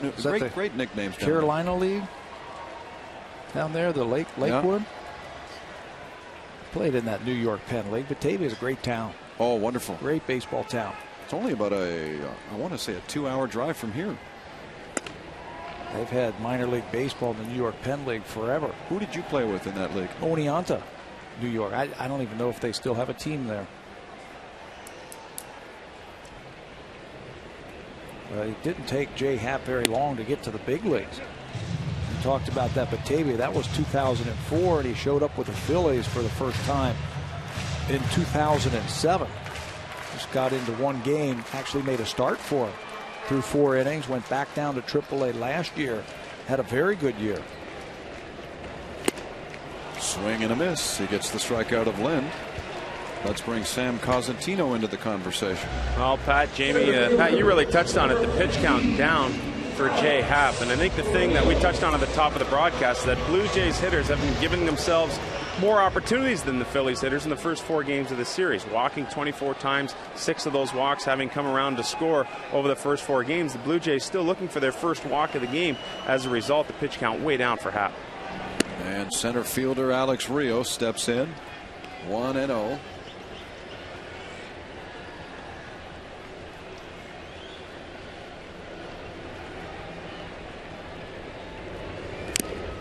You know, it's okay to be patient at the plate if a guy is a little bit wild.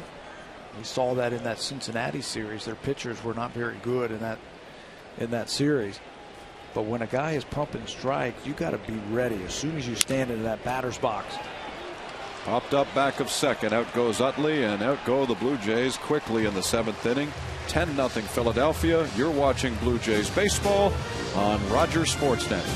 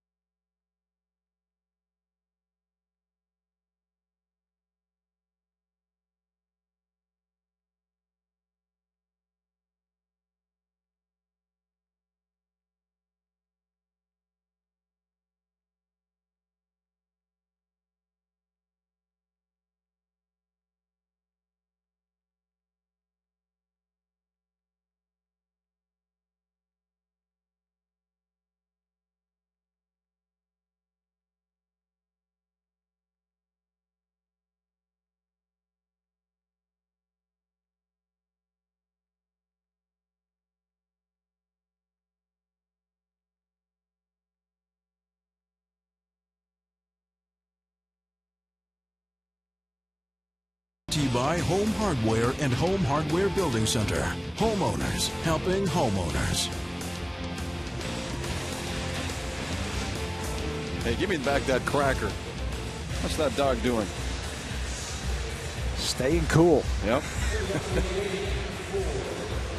Great day for a stroll.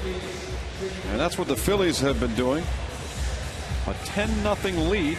And we greet another relief pitcher, this time Dirk Hayhurst, who pitches in the 8th inning here against the Phillies. Saw Dirk in last night's game. Got touched up by the Phils for a hit, a run, a walk, and a strikeout in the 1 inning that he pitched last night.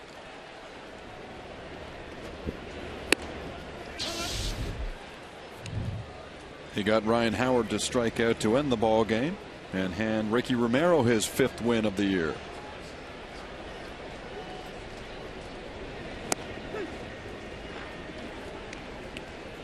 Ricky last night took a no-hitter into the 7th inning before giving up a base hit to right field from Chase Utley.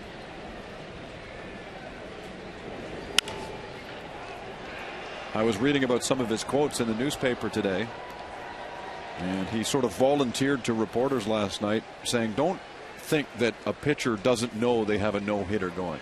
He says, I knew about it. Believe me, I knew it was happening. And what did he say?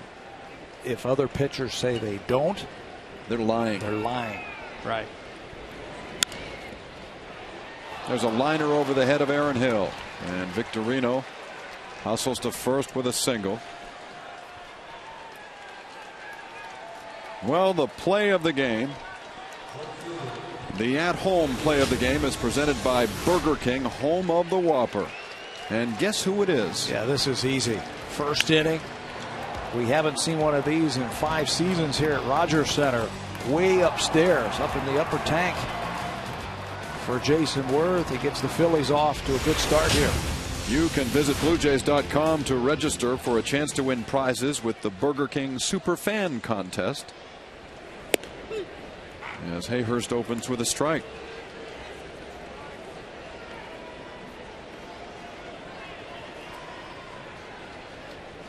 Werth is just having one of those afternoons.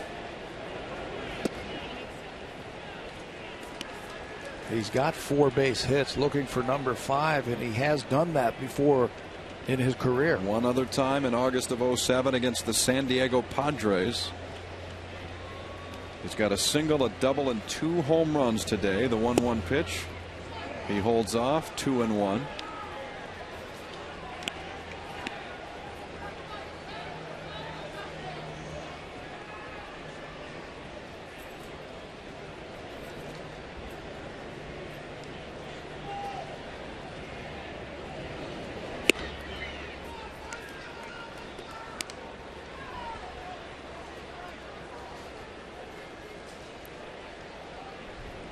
These are the kind of at-bats when you already know you have a great game in your back pocket. You just relax, see the ball. He's worked himself into a good hitter's count here. And he'll be on base for the 5th time.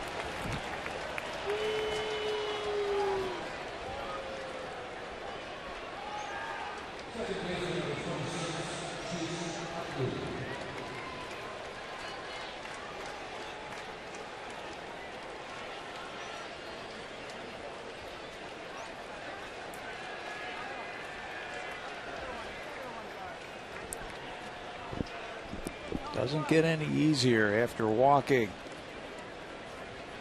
Werth, you got to face Utley now, and Howard right behind him. Dirk has a pretty good changeup that he can use that throw the hitters off. That looked like it right there.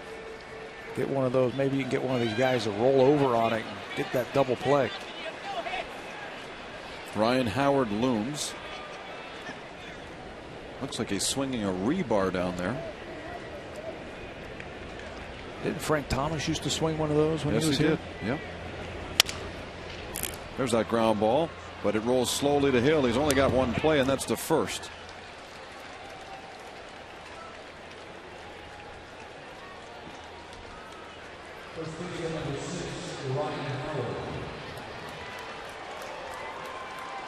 So with runners at second and third and first base open, we'll see how they pitch to Ryan Howard, if they pitch to Ryan Howard. Chavez has already made the signal all the way out to Hayhurst that we're just going to go ahead and put Ryan Howard on. We'll take our chances with young John Mayberry Jr.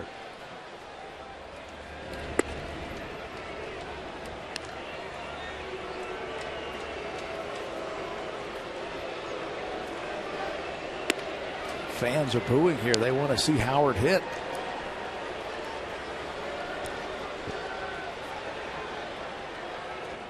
Not surprising. There are a lot of people from Philadelphia.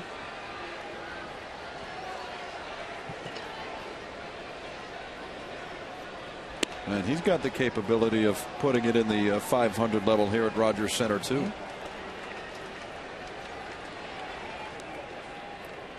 But Dirk Hayhurst has no interest in inflating his ERA unnecessarily, so he'll put him on and deal with a rookie John Mayberry Jr. instead. Bases loaded, 1 out, 8th inning, and Philadelphia's in command at 10-0.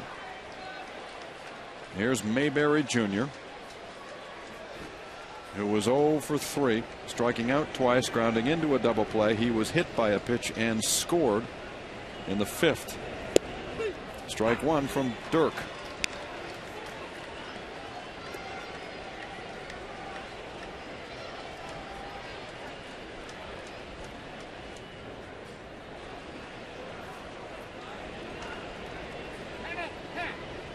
Time called by Tim Tashita, the home plate umpire.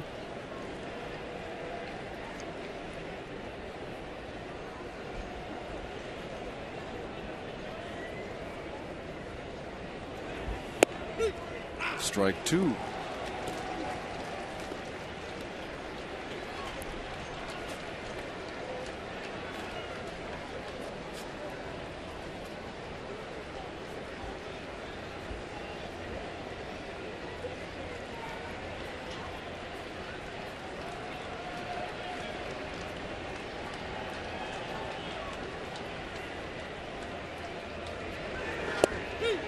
Strike 3 call. There's that changeup we were talking about when Utley was up there. Throws that at a good time, 2 strikes, but it's the location down. Mayberry gives up on it, and in a 10-0 game, that's going to be a strike.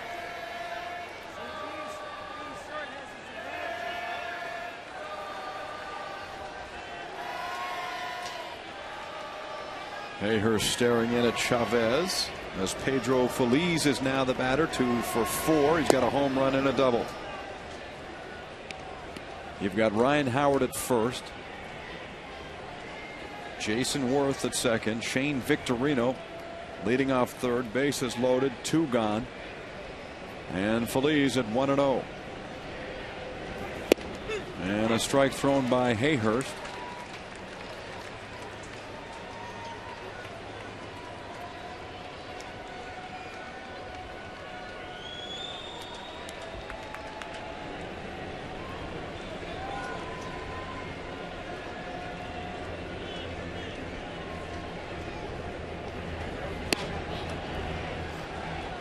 He misses with the curveball. It's 2-1. Over his last 10 innings, he has only given up 2 earned runs.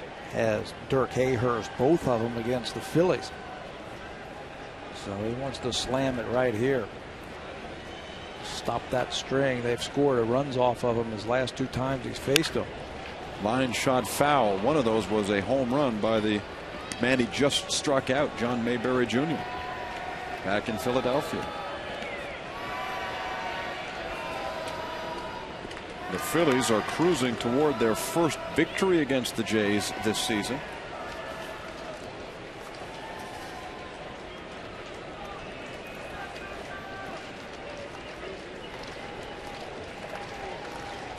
Hayhurst with the 2-2 to Feliz. Here it comes.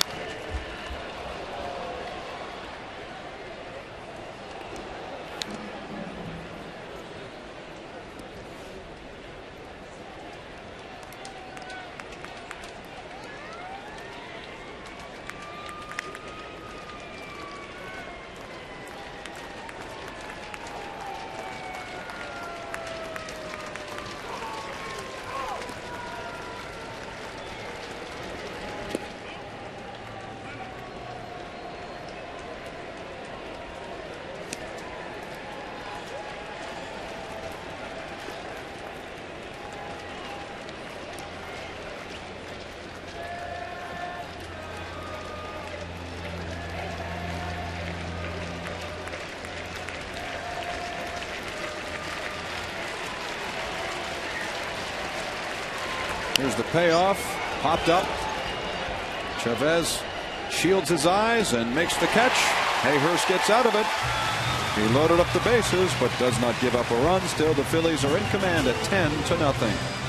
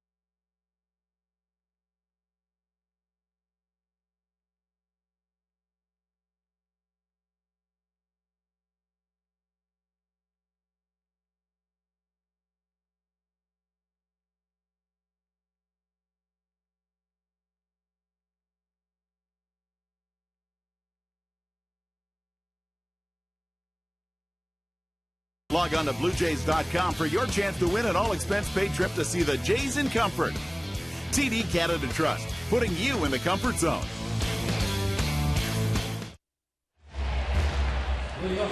Welcome back to Rogers Center in Toronto. Game 2 of a 3-game set goes in the direction of the Philadelphia Phillies, leading 10-0 on Jamie Campbell with Pat Tabler and Sam Cosentino. It all started for the Phillies with 4 in the first. Jason Werth and Pedro Feliz hit home runs. Runs here and there ever since, including 4 in the 5th inning. As Bautista grounds to third, he's thrown out there for the first out here in the 8th. And so it looks like we're headed for a split, and therefore the rubber match will feature Brian Talbot, who's an impressive 5-4 this year. He'll go up against Jamie Moyer. And the finale tomorrow afternoon, 1 Eastern, 10 a.m. Pacific time. Join us on Rogers Sportsnet.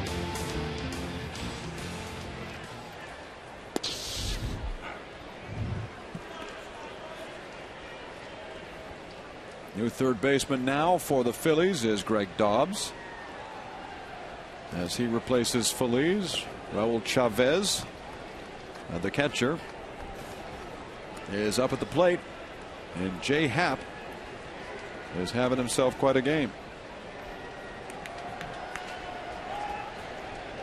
Brundtle's now at second, as you see, and he fields the ball here. So Chase Utley is gone from the game. Feliz moving over to short.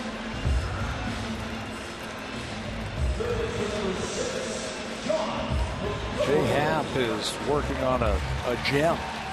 He has never thrown a shutout. His career high in innings pitched was 7. You mentioned it back on June the 3rd at San Diego, so this is a new high for the young left-hander. Check swing by McDonald. He pops out, and Happ goes 8 impressively to the 9th, with the Phillies on top 10-0.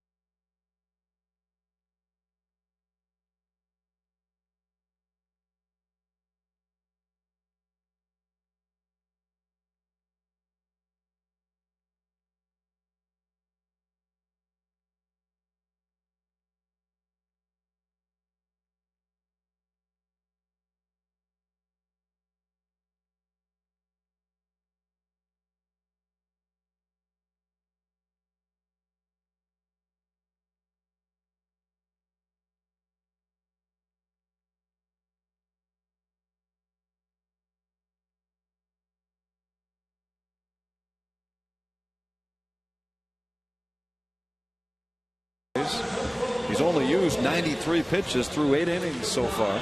Yeah, his best outing was that start in San Diego. 7 innings. He did throw shutout ball in that game. He has now thrown 8 innings, looking for his first big league shutout. And his numbers in the big leagues are great. Just 1 loss, 5 wins, and ERA under 4. So a good outing for the young left-hander here. It helps when you get that kind of run support that you see there. 10 runs on 14 hits, and was able to ease into the ball game immediately when the Phillies scored 4 times in the first inning. And so once again, Cito Gaston goes to his bullpen. Jesse Carlson will get some work today. 37th appearance for Carlson, which is 2nd in the American League. He is tied for the club lead in holds with 5. A nice little tidy 2-to-1 strikeout to walk ratio. Cito used him early and often at the beginning of the year, and I think he kind of ran into a wall about a month ago.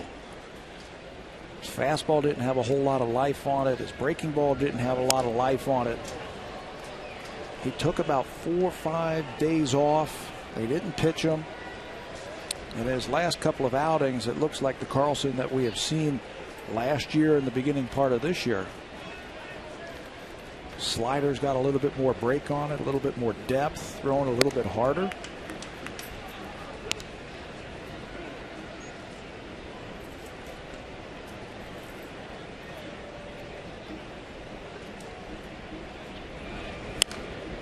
Coast fouls it away. 2 balls and 2 strikes.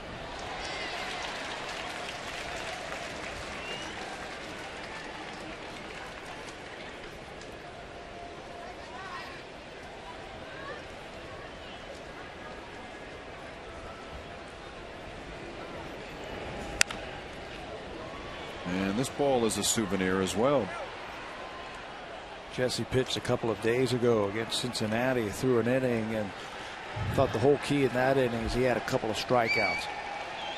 He had a good sharp breaking ball that was late, and then when he threw it against right-handers, he started it in and it broke underneath their bats. When he went through that tough period, it seemed like that slider just kind of flattened out a little bit, and it was being left over the middle of the plate. There's a good one right there.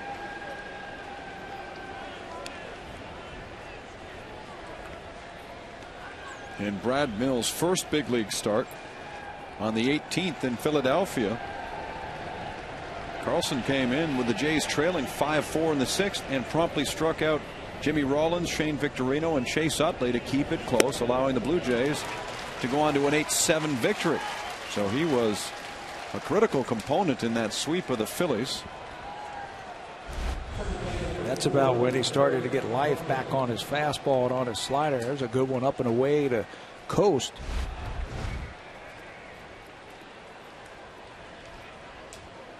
Nine strikeouts for Blue Jay pitching this afternoon. Eric Bruntlett, a 1-hopper taken by Hill, and he throws him out at first. He wasn't really sure if he had the ball in his glove. He was giving ground on that kind of humpback liner by Bruntlett. Kind of stabs at it and then looks, there it is. And then with that good, strong, accurate throw, gets him at first base. Nice play by Aaron. Look how long he has to throw that ball from. Short right field. That's an instance where the ball plays the infielder.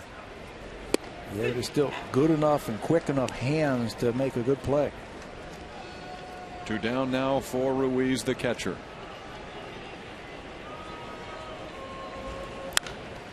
And he pops it up, straight up in the air. Scudero's in, and the Phillies go down quietly in the 9th, 1, 2, and 3. There's been nothing quiet about their bats today, though. They lead 10-0, and Jay Happ will get an opportunity to ensure his first Major League complete game.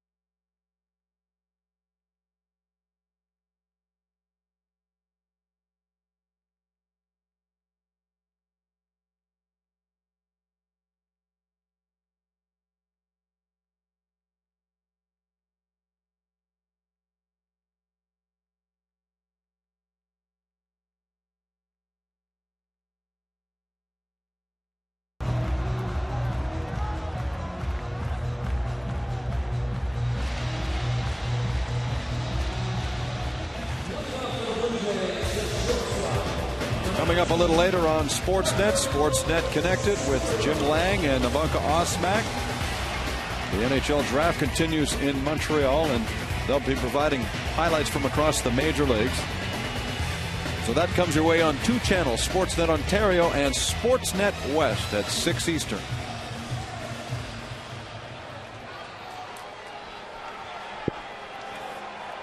The left-hander, Jay Happ, has been oh so impressive this afternoon, holding the Blue Jays to just 5 hits. Working toward his first complete game in the big leagues. Gets a fly ball out of Marco Scutaro, and on 1 pitch in the 9th gets 1 out. Well, one of the things that he's been able to do since getting that big lead in the top of the first inning is he's able to use his fastball early in the count and throw it for strike. Marco Scutaro knows that he's going to be throwing him the fastball first pitch with a 10-0 lead. Just can't get it and square it up.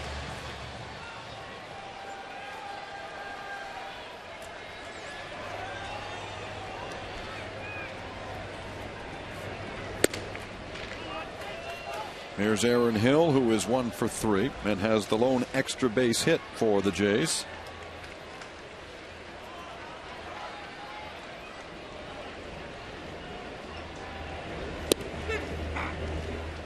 The World Series champions only have 1 other complete game from their staff this year. That was Cole Hamels at Dodger Stadium earlier this month.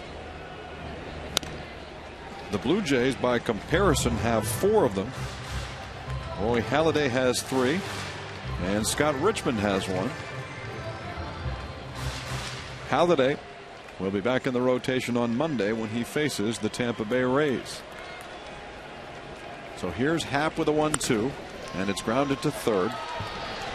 Dobbs goes across the diamond, and there are 2 away. Good change up right there.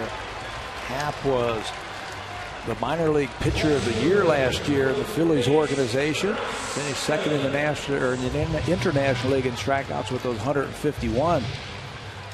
He has been in total control.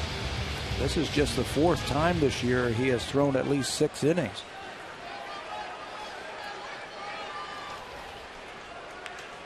So Russ Adams hitting .333 since the recall. Stands in against Happ.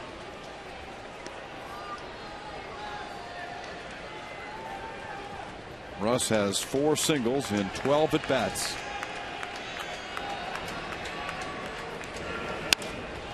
Strokes this ball to center field. And there is Mayberry to complete it. What an effort today from Jay Happ, who signals home plate umpire Tim Tashita on his way off the field and is congratulated for his first major league complete game.